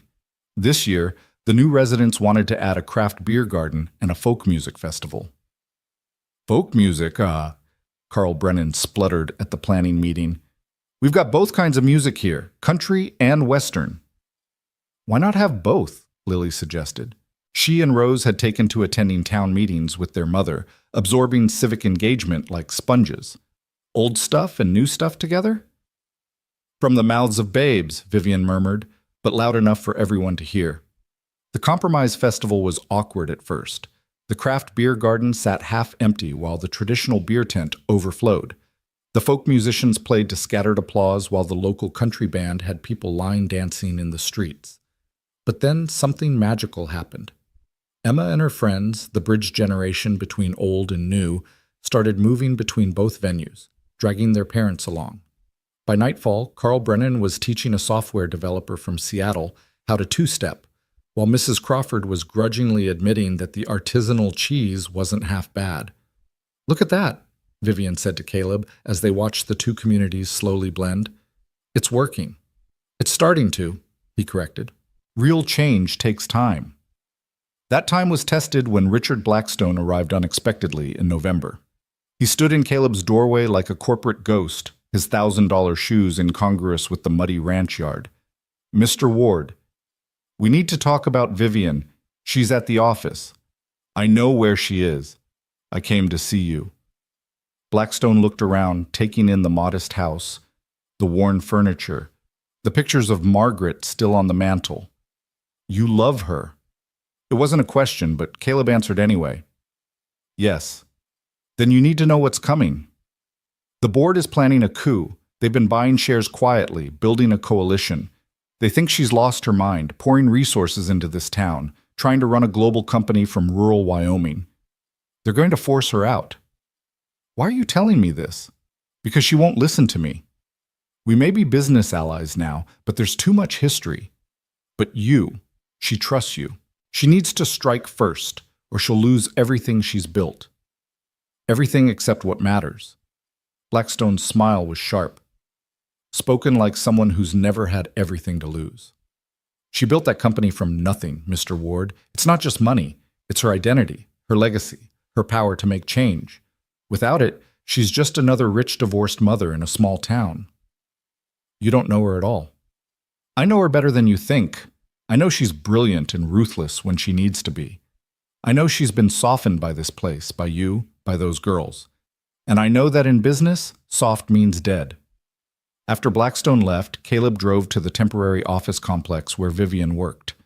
He found her in conference with a dozen screens showing different international markets, her face illuminated by blue light and stress. "Blackstone came to see me," he said without preamble. Her fingers stilled on the keyboard. "What did he want?" "To warn us. The board is moving against you." "I know." She turned to face him, and he saw exhaustion written in every line of her face. "I've known for weeks. The question is what to do about it." "Fight back." "Isn't that what you do? Is it what you want me to do?" "Because fighting back means leaving, Caleb. It means going to New York, to London, to Tokyo. It means boardroom battles and hostile takeovers and all the things I was trying to leave behind. But not forever." "How do you know?" "These things escalate. One battle leads to another. I could be gone for months, maybe years, fighting to keep control." She stood, pacing to the window that overlooked the construction site. "Or I could let it go. Cash out my shares, take the golden parachute. We'd have more money than we could spend in 10 lifetimes." "But it wouldn't be yours anymore?" "No. And all the people who depend on me, on my vision for the company, they'd be vulnerable." She pressed her forehead against the glass. 20,000 employees, Caleb. That's how many people I'm responsible for." "Then you fight." She turned to look at him, surprise evident. "Even if it means losing what we have here, we'll still be here when you get back. That's what you do when you love someone. You support their battles, even when it takes them away. Margaret was lucky to have you. I'm the lucky one. Twice now." The next morning, Vivian was gone. She left a note for the girls, a longer letter for Caleb, and flew to New York on the company jet. The battle for control of Stone Industries had begun. The weeks that followed tested everyone. Caleb managed both the ranch and Vivian's household, getting the twins to school, helping with homework, maintaining the routines that kept life stable. Emma stepped up remarkably, becoming a second mother to Lily and Rose, who missed their mom terribly but understood why she had to go. She's fighting bad guys, Rose explained seriously to her first grade teacher. Corporate bad guys, which are worse than regular bad guys because they wear suits. Vivian called every night, her face appearing on the tablet screen, looking increasingly tired but determined. She'd explain the day's battles in terms the girls could understand, a game of chess where she had to protect her pieces while capturing the opponent's king. "Are you winning?" Lily always asked. "I'm surviving," Vivian would answer. Sometimes that's the same thing. The town rallied around Caleb and the girls. Martha Henderson brought casseroles. Jake Patterson helped with ranch work. Even Mrs. Crawford, the eternal skeptic, offered to babysit when needed. Cedar Valley had adopted them all, making them family in the way only small towns could. David arrived for his December visit to find his daughters in the middle of a Christmas cookie production line, flour everywhere, carols playing, Emma conducting the chaos with patient humor. "Where's Vivian?" he asked Caleb. "Fighting for her company." David watched his daughters, happy despite their mother's absence, integrated into this patchwork family. "You're good for them, for all of them." "They're good for us too." "I'm moving to Cheyenne," David said suddenly. "Got a job at a treatment center, counseling others in recovery. I want to be closer, but not intrusive." "That's good, David." "Really? I owe you an apology for what my lawyer said in court about you and your daughter. It was cruel and wrong. You were fighting for your kids." "I understand that." "You really do, don't you?" David extended his hand. "Take care of them. All of them." The call came on December 20th, just as snow began falling heavily enough to close roads. Vivian appeared on the screen, and for the first time in weeks, she was smiling. "I won," she said simply. "It's over. I'm coming home." The storm that had closed the roads cleared by morning, leaving Cedar Valley blanketed in pristine white. The girls bounced with excitement, making welcome home signs and arguing about whether to make chocolate cake or vanilla for their mother's return. "Both," Emma decided. "We'll make both." They were decorating the second cake when they heard the car, but it wasn't Vivian's usual vehicle. It was a rental, modest and practical. She emerged looking different, her corporate armor replaced with jeans and a sweater Caleb recognized as one of his that she'd claimed months ago. The twins launched themselves at her, both talking at once about everything she'd missed.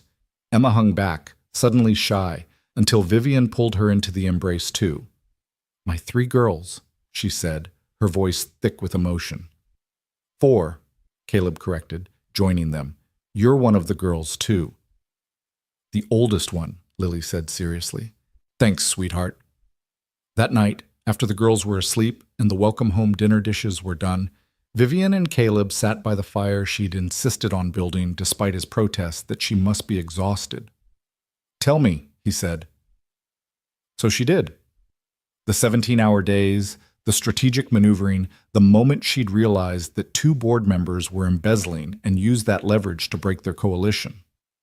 The final vote that confirmed her control, but also her decision to restructure, to step back from day-to-day operations. "I promoted Derek. He's CEO now. I'm keeping majority ownership and a board position, but I'm done with the constant battles." "Can you do that? Step back?" "I thought I couldn't. Thought the company was my identity, but then I'd call home and see you all together, and I realized I was wrong. The company is what I built. This, us, the girls, this town, this is who I am."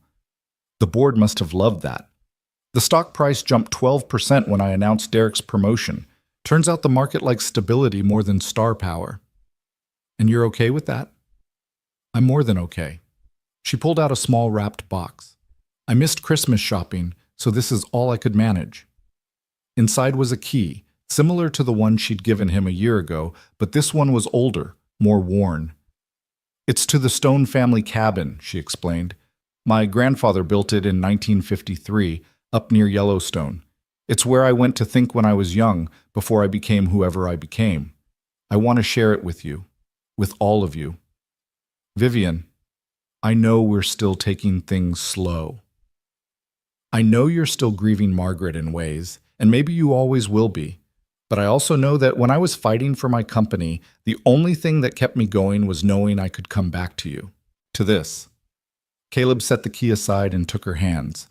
I need to tell you something. While you were gone, I did a lot of thinking about Margaret, about you, about second chances. He took a breath. Margaret made me promise something before she died. She made me promise to fall in love again, to give Emma a complete family, to not waste my life mourning hers. Caleb, I've been using slow as an excuse, afraid that loving you somehow betrayed her memory. But that's not what she wanted, and it's not what I want anymore. He stood, pulling her to her feet. Vivian Stone, you brilliant, complicated, wonderful woman. You saved this town. You saved my family. You saved me. I love you completely. No more holding back, no more slow. I love you. She was crying now, mascara running. She still wore it despite ranch life, but smiling through the tears. I love you too. God, I love you so much it scared me. That's why I could leave for the fight. Because I knew if I lost everything else but still had you, I'd have won. They kissed then. Not their first kiss, but their first without reservation, without the ghosts of past and future crowding between them. When they broke apart, snow was falling outside, and somewhere in the house, one of the girls giggled. Audience, Caleb murmured. Always, Vivian agreed. 3 faces appeared around the door frame. Emma and the twins in their pajamas, grinning. Finally, Emma said, we've been waiting forever for you two to figure it out. Forever and ever, Rose agreed. Are you getting married? Lily asked with 6-year-old directness. Vivian looked at Caleb, who looked back at her, and something passed between them, a whole conversation in a glance. Someday, Caleb said, when the time is right. Soon, though, Vivian added, because Martha Henderson won't leave us alone until we do.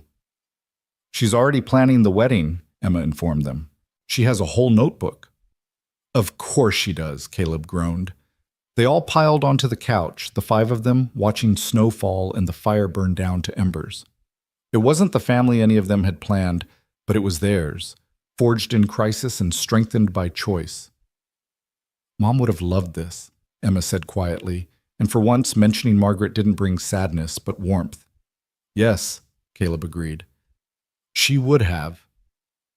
The new year brought its own challenges. The integration of old and new Cedar Valley continued with bumps and occasional collisions. The spring brought David closer, his visits now weekly, his sobriety holding firm. He even started dating Sarah from the bank, the same woman Caleb had tried to date years ago, and somehow that felt right, like circles completing. The ranch expanded with Vivian's investment, not charity, but partnership, she insisted. They bought the adjacent land, brought in new breeding stock, turned what had been a survival operation into something thriving. Caleb hired help for the first time, young people from both old and new Cedar Valley, creating jobs and connections. Emma started her senior year with college applications that no longer seemed impossible. The twins entered 2nd grade reading at a 4th grade level, their quick minds challenged by teachers who suddenly had resources they'd never dreamed of. The wedding conversation came up again in March, prompted not by Martha Henderson but by Rose, who announced at dinner that her friend Lucy's parents weren't really married and wanted to know if that meant Caleb wasn't really their dad.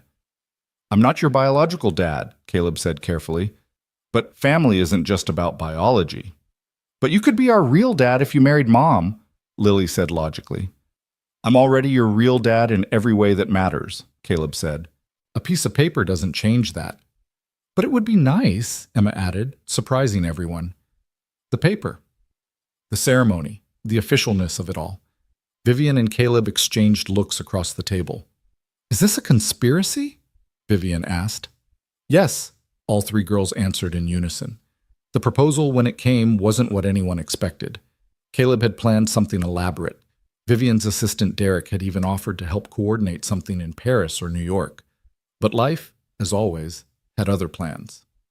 They were in the barn, dealing with the difficult foaling. The mare had been in labor for hours, the foal was turned wrong, and the vet was stuck in Jackson due to a late spring blizzard. Caleb and Vivian worked together, her small hands able to help turn the foal while he kept the mare calm. Almost, he said. Just a little more. Got it, she gasped, and suddenly the foal was sliding free, alive and perfect. They knelt together in the hay, watching the mare nuzzle her baby, both of them covered in sweat and blood and the mess of birth. "Marry me," Caleb said. Vivian looked at him. This man who'd shown her a different kind of power, a different kind of success. Now? Like this? Especially like this. This is us, Vivian. This is real. Not corporate battles or fancy galas, but this, creating life, saving lives, building something together with our hands and hearts. "You know," she said, "most men would have waited until I wasn't covered in afterbirth. Most men aren't proposing to you." "No," she agreed. "They're not." She kissed him, right there in the barn straw. Yes, of course yes. They married in June, as Cedar Valley bloomed with wildflowers and the rebuilt downtown showed its new face, a blend of old and new that somehow worked. The ceremony was in the meadow behind Caleb's ranch, with the mountains as witness and the entire town in attendance. Emma was Caleb's best woman, standing proud in a dress she'd picked out herself. The twins were flower girls who took their jobs seriously, measuring exact distances between rose petals. David walked Vivian down the aisle, a decision that surprised everyone but felt right, an acknowledgement of past and present. Martha Henderson cried through the entire ceremony. Tom Bradley officiated, having gotten his license online just for the occasion. Jake Patterson's son Tommy, fully recovered from the mine accident, played guitar. The tech workers from San Francisco sat next to ranchers who'd been there for generations, all celebrating love that had brought their worlds together. "Do you, Vivian Stone, take this rancher, this father, this impossibly stubborn man who saves everyone but himself, to be your husband?" "I do," Vivian said, her voice carrying clear across the meadow. "Do you, Caleb Ward, take this CEO, this mother, this force of nature who changed everything just by showing up, to be your wife?" "I do," Caleb said, his eyes never leaving hers. "Then by the power vested in me by the state of Wyoming and this website I found, I pronounce you husband and wife." They kissed as the crowd erupted. The mountains echoed with cheers, and somewhere high above, an eagle circled as if Margaret herself was watching, approving, celebrating the family that had grown from loss into something beautiful. The reception lasted until dawn, with dancing that mixed country two-step with techno beats, barbecue beside sushi, and children running wild through the summer night. Richard Blackstone, who'd flown in from New York, was teaching Mrs. Crawford to tango. Derek was deep in conversation with Carl Brennan about fishing spots. The two Cedar Valleys had become one. "Look at what we built," Vivian said to Caleb as they swayed to a slow song, both too tired and too happy to do more than hold each other. "We didn't build it," he said. "It built itself. We just got out of the way." "Is that your secret? Getting out of the way? That's our secret. Knowing when to fight and when to let things grow." As the sun rose over the Tetons, painting the world gold and pink, the newlyweds stood with their 3 daughters, watching their guests slowly depart. The ranch was littered with the debris of celebration, but no one moved to clean it yet. "What now?" Emma asked.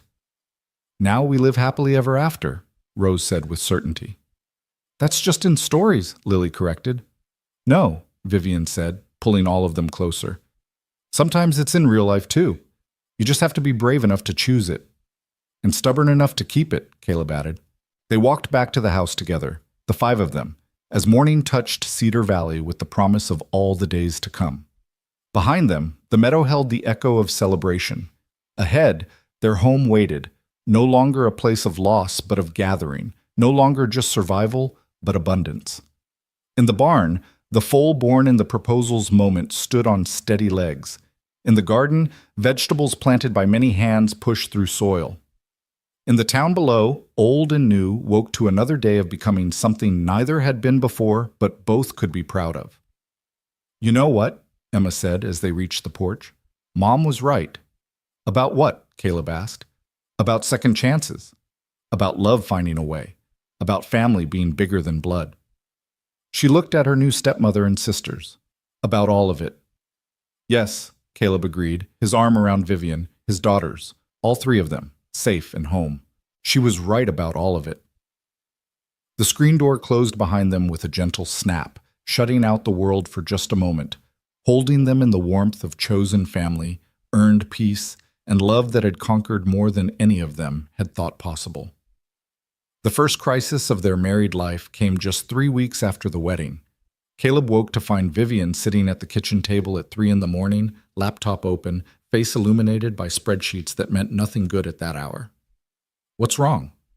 he asked, though he could guess. Even in stepping back, she couldn't fully let go of her company. "There's been an accident. One of our factories in Malaysia, 12 workers injured, 2 critical." She looked up, and he saw the weight of responsibility crushing her. "The local management tried to cover it up. Derek just found out." "What do you need?" "To be there. To fix this. To—" She closed the laptop with a snap. "To be the person I was before all this. You're still that person. You're just more now, too." "Am I?" "Because that person would already be on a plane. That person wouldn't be thinking about leaving her daughters, about missing Emma's college visits, about abandoning everything we're building here." Caleb sat beside her, taking her hands. "That person also didn't have a partner to share the load. Go, fix this. We'll be here when you get back." "Just like that?" "Just like that. That's what marriage means. Your fights are my fights, remember?" She flew out that morning, but this time was different. She video called from the plane, from the factory, from the hospital where she sat with injured workers. The girls sent her drawings. Emma texted updates about college applications. Caleb sent photos of the ranch at sunset, reminding her what waited at home.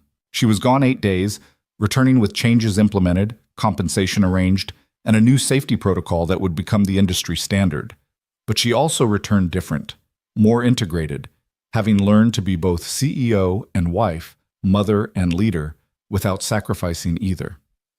"I figured something out," she told Caleb that night. "I don't have to choose between versions of myself. I just have to be all of them in balance." That sounds exhausting. It's liberating.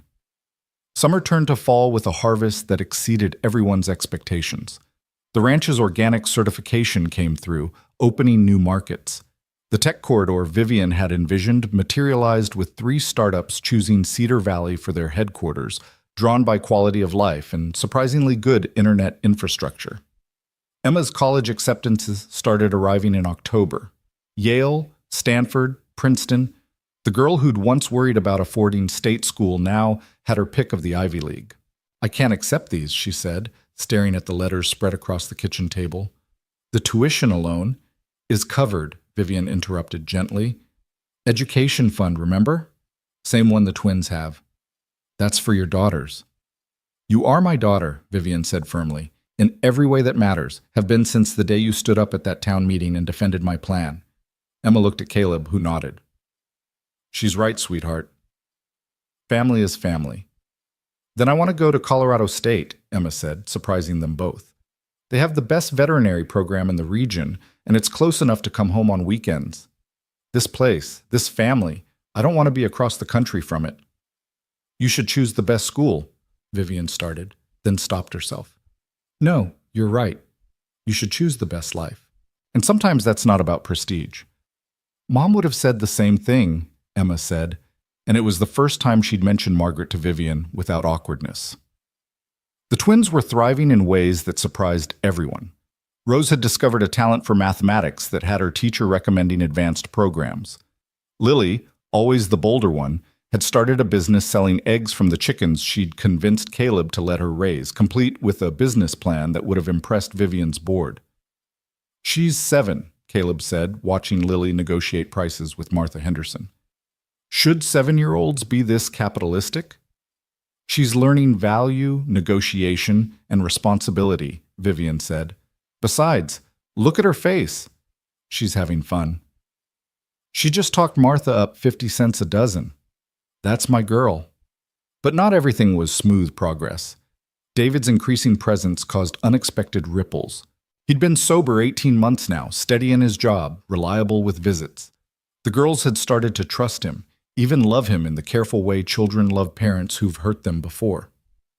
The issue came to a head at the twins' school Christmas pageant. Both parents were there, all 3, really, since Caleb had become as much their father as anyone. When Rose forgot her lines on stage, she looked into the audience and called out, "Daddy, what comes next?" Both Caleb and David started to answer. The moment hung suspended, awkward, and painful, until David stepped back with a small nod. It was Caleb who coached Rose through her line, Caleb she ran to after the show. "That was hard," Vivian said to David afterward. "But right," he replied. "They're his kids now. I'm just grateful to still be part of it. You're their father. That never changes." "No, but what it means does. And right now, it means knowing when to step forward and when to step back." Winter arrived with a vengeance that year, dropping 4 feet of snow in a single December storm. The power went out for 3 days, and the Ward Ranch became a refuge for neighbors whose generators had failed. 17 people crowded into the house, sleeping in shifts, sharing meals cooked on the wood stove, telling stories by candlelight. "This is actually nice," one of the tech workers, a young woman named Priya, said as she helped Emma milk the cows by lantern light. "Like camping, but with purpose." "Everything here has purpose," Emma replied. "That's what makes it home." When the power returned, several of the temporary refugees stayed to help with storm cleanup. Old Cedar Valley and new worked side by side, and somewhere in those 3 days of forced proximity, the last walls came down. They weren't two communities anymore. They were one. Spring brought unexpected news. Richard Blackstone called with an opportunity that would change everything. "There's a company in Denver," he told Vivian over video call, with Caleb listening in. "Agricultural technology. They've developed drought-resistant crops that could revolutionize farming in climate-affected areas. They need investment and guidance. I thought of you." "I'm not really in acquisition mode right now, Richard." "Not acquisition. Partnership. You'd be majority stakeholder, but they'd maintain operations. The interesting part? They want to establish their test facilities somewhere with both traditional farming and tech infrastructure." Vivian and Caleb exchanged glances. "Cedar Valley." "Cedar Valley," Blackstone confirmed. "It would mean jobs, research facilities, and potentially transforming agriculture for the entire region. But it's a massive undertaking. Everything worth doing is," Vivian said. The town meeting about the agricultural facility was different from previous ones. This time, Vivian and Caleb presented together, true partners in every sense. "This isn't about replacing traditional farming," Caleb explained. "It's about giving our farmers tools to survive droughts, floods, the changes we're all seeing. My grandfather farmed this land. My daughter might farm it too. This ensures there's still land to farm. And jobs," Vivian added. "Research positions for our college graduates. Technical roles for those interested in science. Administrative positions. Construction work building the facilities. This could employ 100 people within 2 years." Old Carl Brennan stood. "What about the land? You planning to concrete over good growing soil?" "The facility would be built on the Hendricks property," Caleb said, referring to a farm that had been abandoned after the flood. 60 acres that aren't coming back to production anyway. We'd be reclaiming dead land, not destroying good earth." The vote was unanimous. Even Mrs. Crawford, eternal skeptic, raised her hand in favor. "Don't let it go to your head," she told Vivian afterward. "I still think you wear too much makeup for a rancher's wife." "And I think you make the best pie in Wyoming," Vivian replied. "Want to supply the facility's cafeteria when it opens?" Mrs. Crawford's eyes widened. "That would be a substantial business." "Yes, it would. I'll think about it." But she was smiling when she walked away. Construction began in April, just as Emma was making her final college decision. She chose Colorado State, as she'd said, but with a twist. She'd been accepted into an accelerated program that would combine veterinary science with agricultural technology. "I want to be part of what's happening here," she explained at dinner. "Not just watching, but contributing. This place, what you're all building, it matters." "Your mother would be so proud," Caleb said, his voice thick. "She is proud," Emma corrected gently. "I can feel it." The facility's groundbreaking ceremony brought media attention from around the country. The story was irresistible. Billionaire CEO and local rancher transforming small-town America through partnership rather than gentrification. Reporters loved the visual of Vivian in designer boots standing next to Caleb in worn jeans, both holding golden shovels. "How do you make it work?" one reporter asked. You're different worlds, different lives. Vivian and Caleb looked at each other, a whole conversation in a glance. We don't have different worlds, Caleb said. We have one world built from both of ours. The secret, Vivian added, is remembering that love isn't about finding someone who fits your life. It's about building a life that fits both of you. As summer peaked, the ranch faced its own transformation. The expanded operation needed more hands, and Caleb found himself in the unexpected position of being a significant employer. He hired a mix of old-timers and newcomers, including Priya, the tech worker who'd helped during the winter storm and discovered she loved farm work more than coding. My parents think I've lost my mind, she said, learning to drive the tractor, giving up a six-figure salary to shovel manure. Have you? Caleb asked. Maybe, but I sleep better now. And I wake up happy. That's worth more than money. Vivian would disagree, he joked. No, Vivian said, appearing with lunch for the workers. Vivian would say money gives you options, but happiness gives you reasons to use them. The twins started third grade that fall with a confidence that amazed their teachers.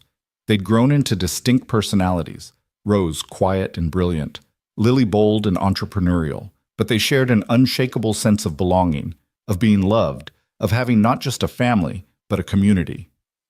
Your daughters are remarkable, the principal told Vivian and Caleb at parent-teacher conferences. All three of them are, Vivian replied, including Emma without hesitation. The first harvest from the agricultural facility's test fields exceeded all projections. The drought-resistant wheat yielded 30% more than traditional varieties with half the water. Farmers from 3 states came to observe, to learn, to hope. This could save us, one farmer from Nebraska said, examining the grain. After 7 years of drought, this could actually save us. That's the idea, Caleb said. But success brought challenges.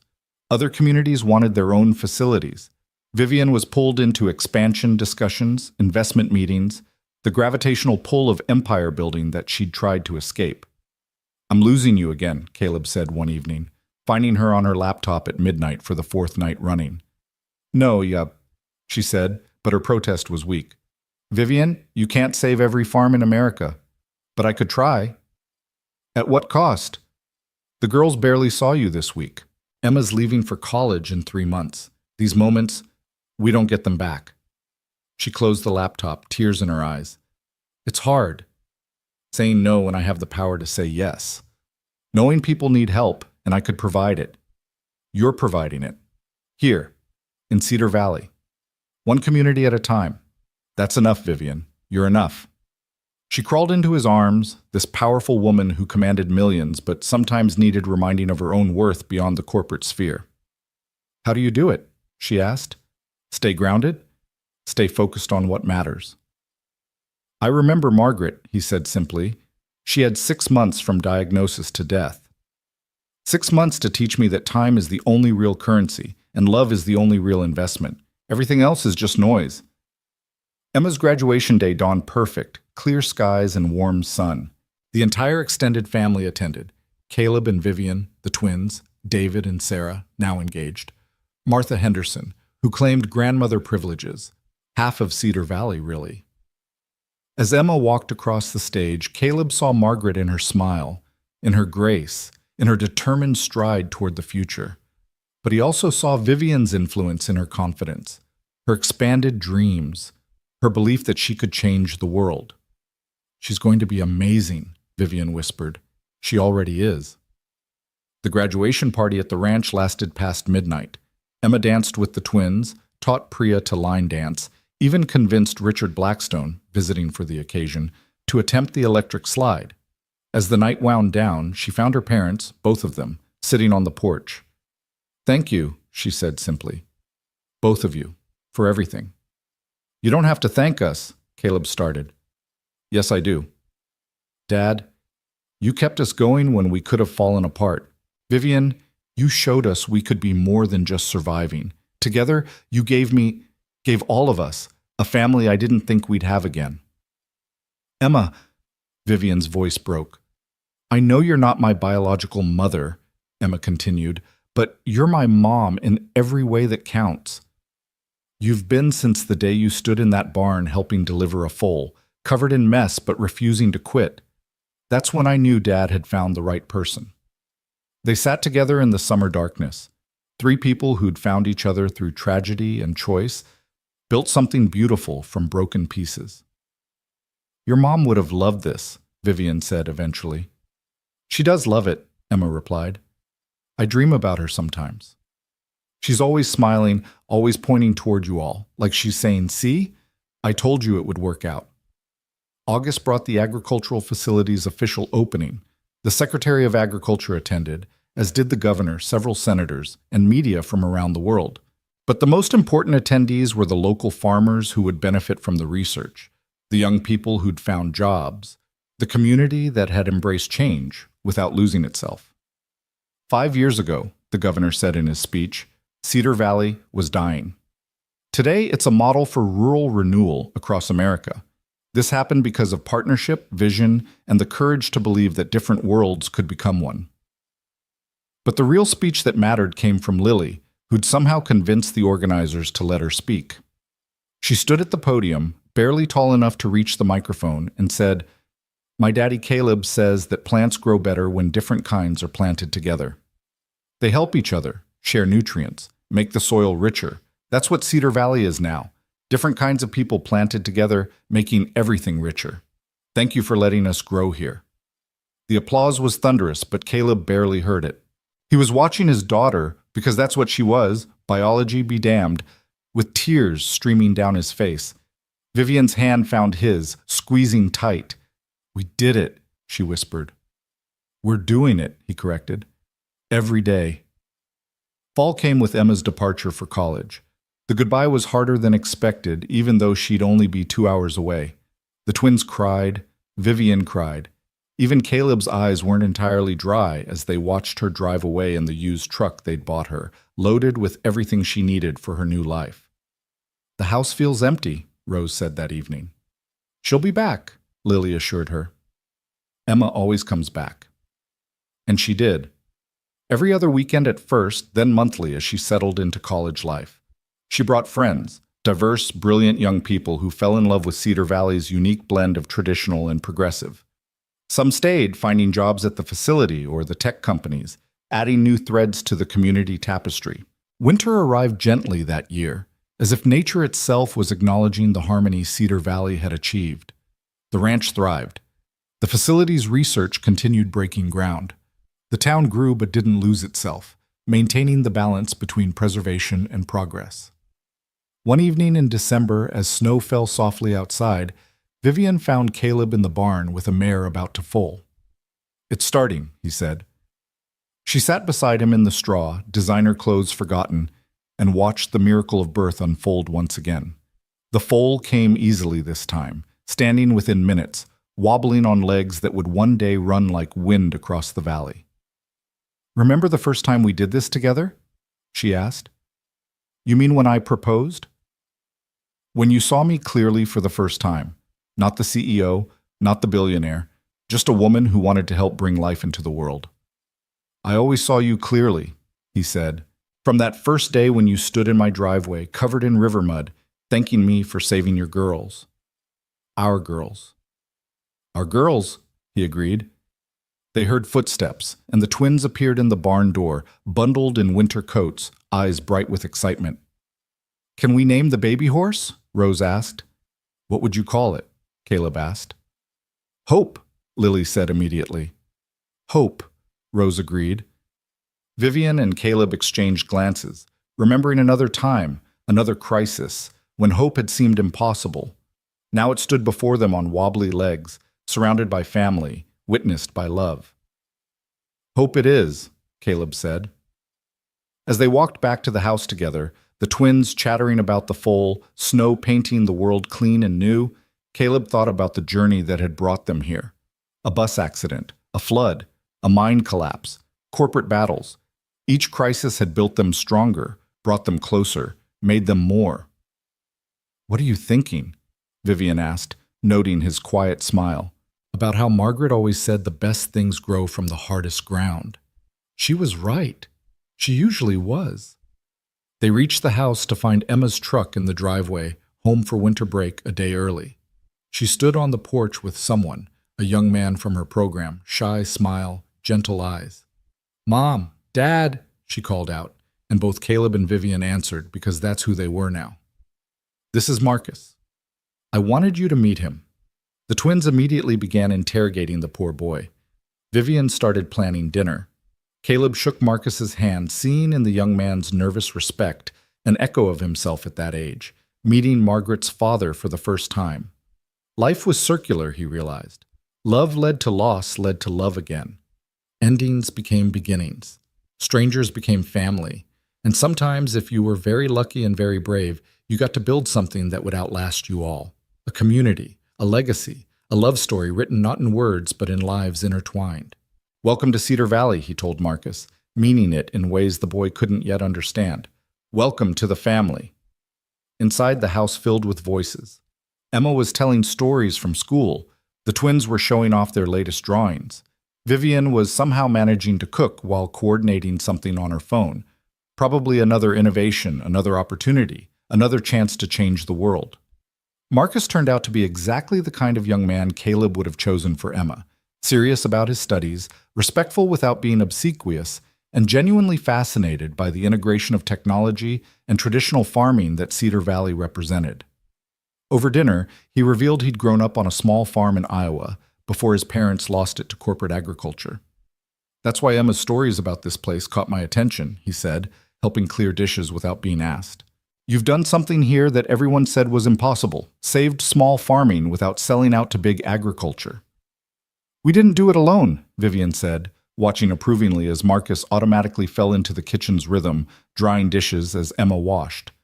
"It took the entire community choosing change over comfort. And a bus full of drowning children," Lily added matter-of-factly, causing Marcus to nearly drop a plate. "It's a long story," Emma told him, though her eyes were on Caleb. "Dad's a hero who doesn't like being called one." "Most real heroes don't," Marcus said, and something in his tone suggested he understood more than his 20 years should allow.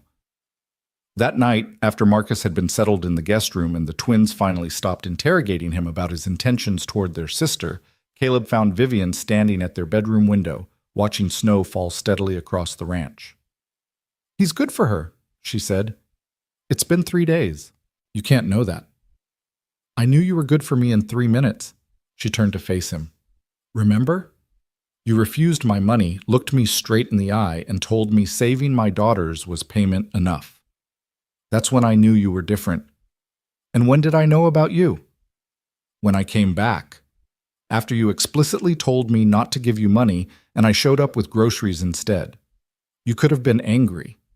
Instead, you smiled, this tiny surprise smile, and said, 'Smart woman. You are a smart woman. Smart enough to marry you.'" A crash from downstairs interrupted them, followed by guilty giggling. They found the twins attempting to spy on Emma and Marcus, who were sitting quite innocently by the fire, looking at photos from Emma's first semester. "Bed! Now!" Vivian commanded, and the twins scurried away, though their whispered speculation continued down the hallway. "Were we ever that young?" Marcus asked Emma, unaware of the parental surveillance. "Younger," Emma replied. "And older, too, in some ways. Losing a parent ages you quickly, but finding new family, that makes you young again."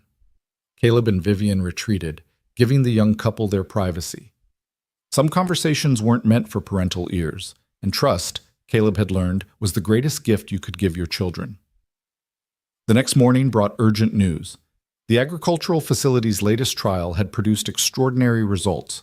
Corn that could thrive in soil damaged by industrial runoff, potentially reclaiming millions of acres of poisoned farmland.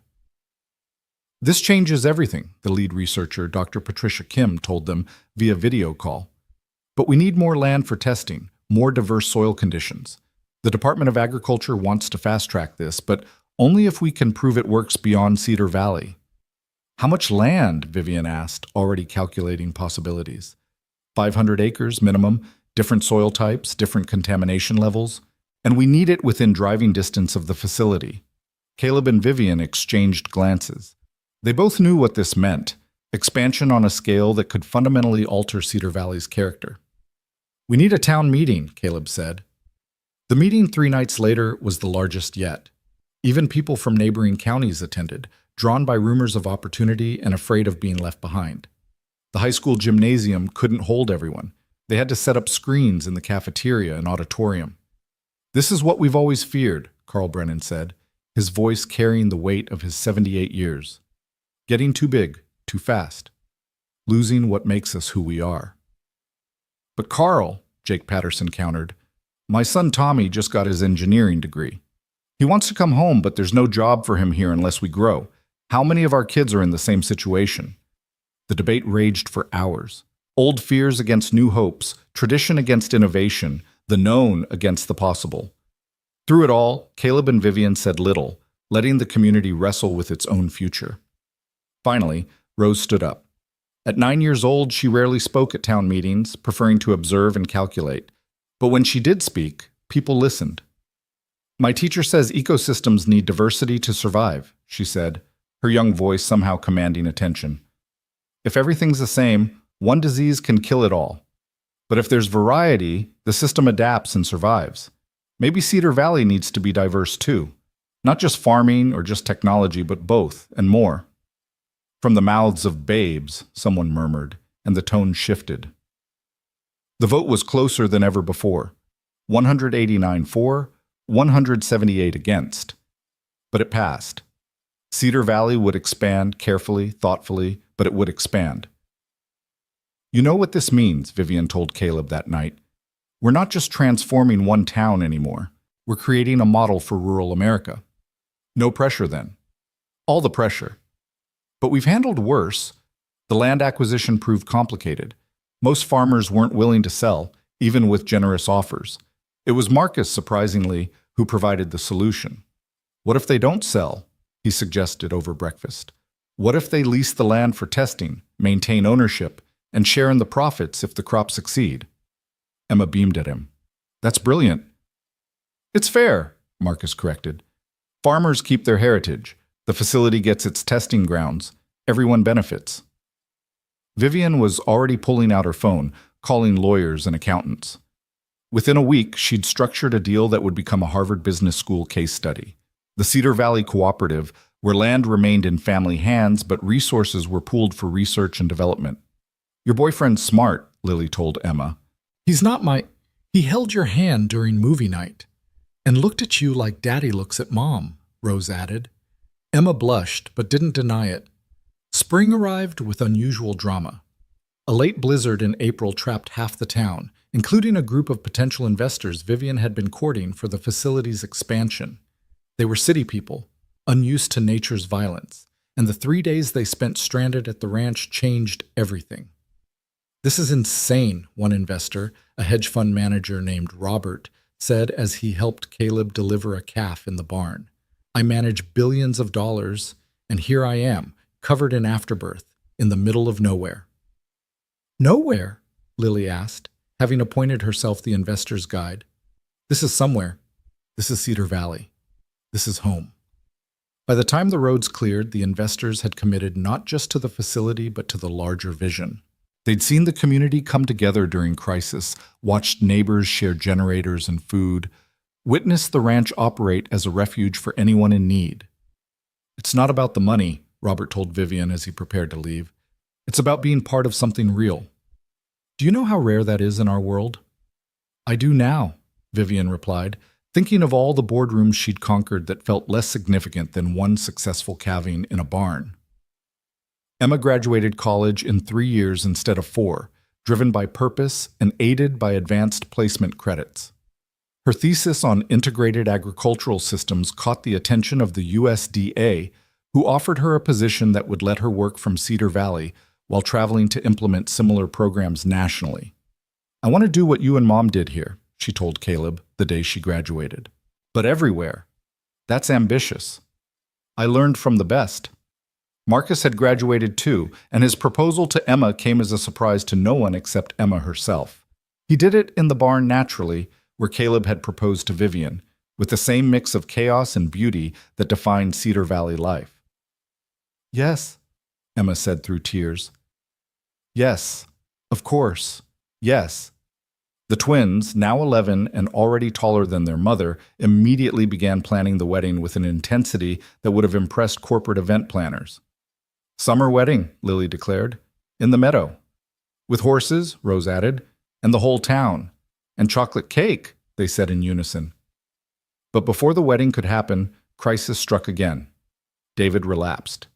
After 3 years of sobriety, the pressure of a promotion, a fight with Sarah, and the anniversary of his divorce from Vivian combined to break his resolve. He showed up at the ranch drunk, demanding to see his daughters. "David, you need to leave," Vivian said firmly, positioning herself between him and the house where the twins were doing homework. "They're my kids." "And you're drunk," which means you don't get to see them. That was the deal. "Screw the deal. Screw you. Screw this perfect little life you've built on my ruins." Caleb appeared, Emma and Marcus behind him. "David, let's take a walk. Cool down." "Don't pretend to be my friend, rancher boy." "You stole my family." "Nobody stole anything," Caleb said calmly. "You made choices. Now you need to make another one. Leave now, get help, and we'll figure this out. Or stay and lose everything you've rebuilt." For a moment, violence seemed possible. David's fists clenched, his body coiled with the rage of a man facing his own failures. Then he saw the twins watching from the window, their faces frightened, and something in him broke. "I'm sorry," he whispered, then louder. "I'm so sorry." He left, checking himself into rehab that night. The twins were shaken, but not destroyed, held steady by the family that surrounded them. "Will he be okay?" Rose asked that night. "I don't know," Vivian answered honestly, "but we'll be okay." "No matter what." "Because we're together," Lily said. "Because we're together." The wedding happened in August, perfect in its imperfection. A sudden rainstorm forced everyone into the barn, which Emma declared was better anyway, the place where her father had found love again, where life began and was celebrated. David attended, 90 days sober, sitting in the back with Sarah, who'd taken him back with conditions. He cried when Caleb walked Emma down the aisle, understanding that this was what real fatherhood looked like: showing up, staying steady, loving without conditions. "You did good," he told Caleb at the reception. "Better than I ever could have." "You're doing good too. Recovery isn't a straight line." "No, but having something to recover for helps." He watched his daughters dancing with their sister, laughing as Marcus attempted to learn the twins' complicated TikTok choreography. "Thank you for keeping them safe. For being the father I couldn't be." "You're their father too. That's never changed." Richard Blackstone, who'd somehow become a regular fixture at family events, gave a speech that surprised everyone with its emotion. "I've conquered corporations, destroyed competitors, built empires," he said, champagne glass raised. "But watching this family, this community, build something from love rather than leverage, it's taught me there are different kinds of power, better kinds. To Emma and Marcus, may you build what Caleb and Vivian have, a love that transforms everything it touches." As fall arrived, the agricultural facility announced its breakthrough had been confirmed. The contamination-resistant crops worked everywhere they'd been tested. The technology would be open-sourced, available to any farmer who needed it, a decision that cost Vivian millions in potential profits, but gained her something worth more. "You're insane," one board member told her over video call. "You could have licensed this for billions." "I have billions. What I needed was purpose. This technology will save farms, feed people, restore damaged land. That's worth more than money. The shareholders won't see it that way. Then they can sell their shares. I'll buy them." She did too, taking the company private in a move that shocked Wall Street but made perfect sense to anyone who knew the woman she'd become. Winter came gently, as if recognizing the family needed peace after a year of growth and change. The twins entered middle school, where Rose immediately took over the math club, and Lily started a business club that somehow made more money than the PTA. "Your daughters are forces of nature," the principal told them at conferences. "All 4 of them," Vivian corrected, including Emma and the baby she'd just announced she was carrying. The pregnancy news had come as a shock to everyone, especially Emma and Marcus. "We wanted to wait," Emma had said, "but apparently life had other plans." "Life usually does," Caleb replied, remembering another unplanned pregnancy years ago that had given him Emma herself. As spring approached with Emma growing rounder and the facility expanding to 3 buildings, Cedar Valley faced its biggest test yet. A multinational corporation wanted to buy the entire valley, every farm, every business, every home, to create what they called America's first fully integrated agricultural innovation community. The offer was staggering. Each family would receive enough to retire wealthy. The company promised to maintain the character of Cedar Valley while bringing in resources that dwarfed even Vivian's considerable wealth. "It's a good offer," Carl Brennan admitted at the emergency town meeting. "My grandkids could go to any college, do anything they wanted." "But would they have a home to come back to?" Martha Henderson asked. "Would Cedar Valley exist except as some corporate theme park?" The debate was different this time. People weren't afraid of change anymore. They'd proven they could adapt. The question was whether they wanted to. "I've been part of corporate takeovers," Vivian said when called upon to speak.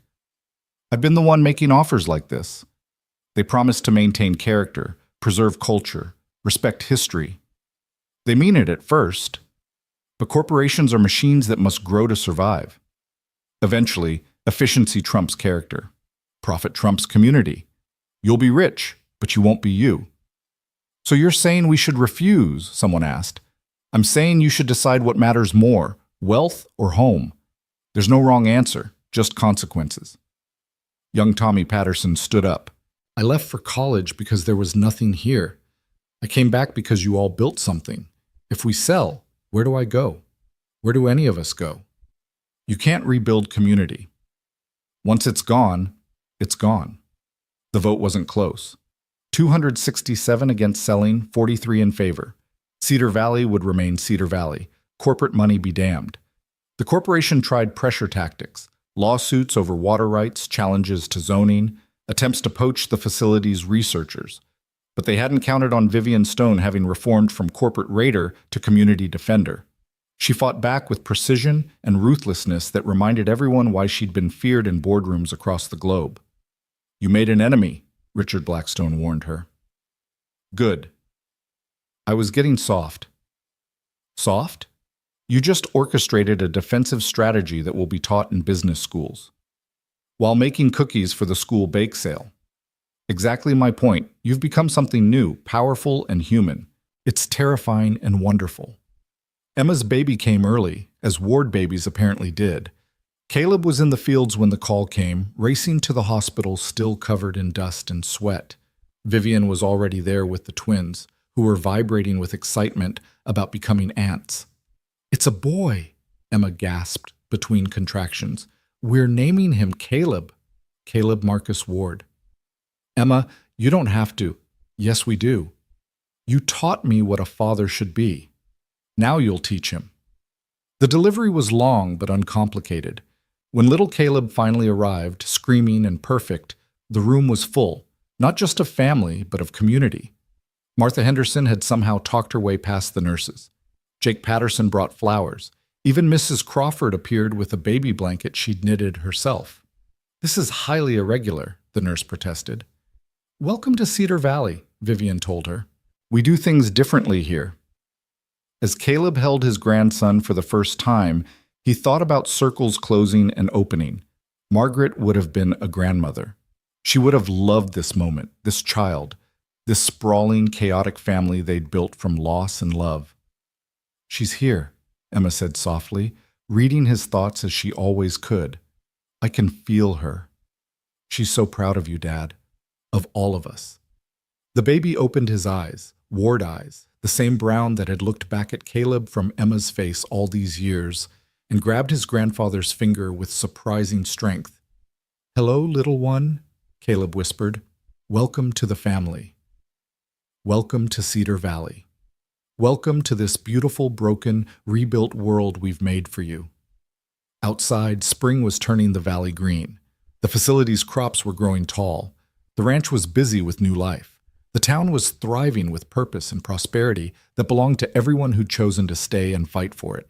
"We did it," Vivian said, standing beside him as they watched their grandson sleep. "We actually did it." "Did what?" "Built something that will outlast us all." She was right, Caleb knew. Looking around the hospital room at their blended, extended, impossible family, he saw the future, not just in baby Caleb, but in the twins growing into brilliant young women, in Emma and Marcus building on what had been started, in the community that had chosen connection over cash. Your move saved us, he told Vivian, coming here, investing in us, refusing to give up even when we resisted. Your love saved me, she countered, showing me there was more to life than conquering. That building together was better than building alone. The twins had fallen asleep in their chairs, exhausted from excitement. Emma was dozing while Marcus held the baby. Outside, Cedar Valley went about its business. Old-timers and newcomers, farmers and technologists, all part of something unprecedented and irreplaceable. What now? Vivian asked. Now we live, Caleb said. We raise this baby. We grow the business. We strengthen the community. We face whatever comes next. Together. Together. A knock at the door interrupted them. Dr. Patricia Kim entered with a tablet, her face bright with excitement. I'm sorry to intrude on the family moment, but I had to tell you immediately. The UN wants to implement our agricultural program in 12 countries. They're calling it the Cedar Valley Protocol. We're going to help feed the world. Emma stirred, having heard despite her exhaustion. Mom's company, Dad's ranch, and now this. We're really changing things, aren't we? Change starts small, Caleb said, looking at his grandson. One person, one choice, one moment of courage. Then it ripples out, touching everything. Like when you jumped into that bus, Vivian added. Like when you came back with groceries. Like when Emma stood up at that first town meeting. Like when the twins chose to trust again after their world fell apart. They were all crying now, happy tears that celebrated not an ending but a continuation. The story that had begun with loss had become about gain, not replacing what was gone, but building something new alongside the memories. I love you all so much, Emma said, reaching for her family. Every complicated, beautiful piece of this puzzle we've made. As the sun set over Cedar Valley, painting the mountains gold, the Wardstone family settled in for the night. Tomorrow would bring new challenges. It always did. The facility would grow, the ranch would evolve, the town would continue its delicate dance between preservation and progress. But tonight, they were complete. A grandfather who'd learned to love again, a CEO who'd learned that power meant more than money, twins who'd gained a father they'd never expected, a daughter who'd found her mother in an unexpected place, a new father holding his son, and a baby who would grow up knowing that family wasn't just about blood, but about choice, commitment, and the courage to build something beautiful from broken pieces. Outside the hospital window, Cedar Valley spread out in the gathering darkness, lights twinkling like stars brought to earth. It had been saved, transformed, reborn through the unlikely love of a rancher and a billionaire, through a community's choice to embrace change without losing itself, through the simple, radical act of people choosing to care for each other. Thank you, Caleb whispered, though whether to Vivian, to God, or to Margaret's memory, he wasn't sure. For what? Vivian asked. For jumping off that cliff into my life. Best fall I ever took, she replied, kissing him softly while their family slept around them, safe and whole and home. The night deepened, wrapping Cedar Valley in darkness that wasn't ending but resting, gathering strength for tomorrow's possibilities. In the agricultural facility, seeds sprouted in test plots that would feed millions. In the ranch's barn, the foal named Hope stood on legs growing stronger by the day. In the town's homes, families settled in for the night, some old, some new, all part of the tapestry that had been woven from crisis and courage. And in the hospital room, 3 generations of a family that shouldn't exist but did anyway kept watch over their newest member, their love a light that would guide him through whatever storms might come, their story a testament to the power of second chances, unexpected connections, and the beautiful impossibility of love conquering all.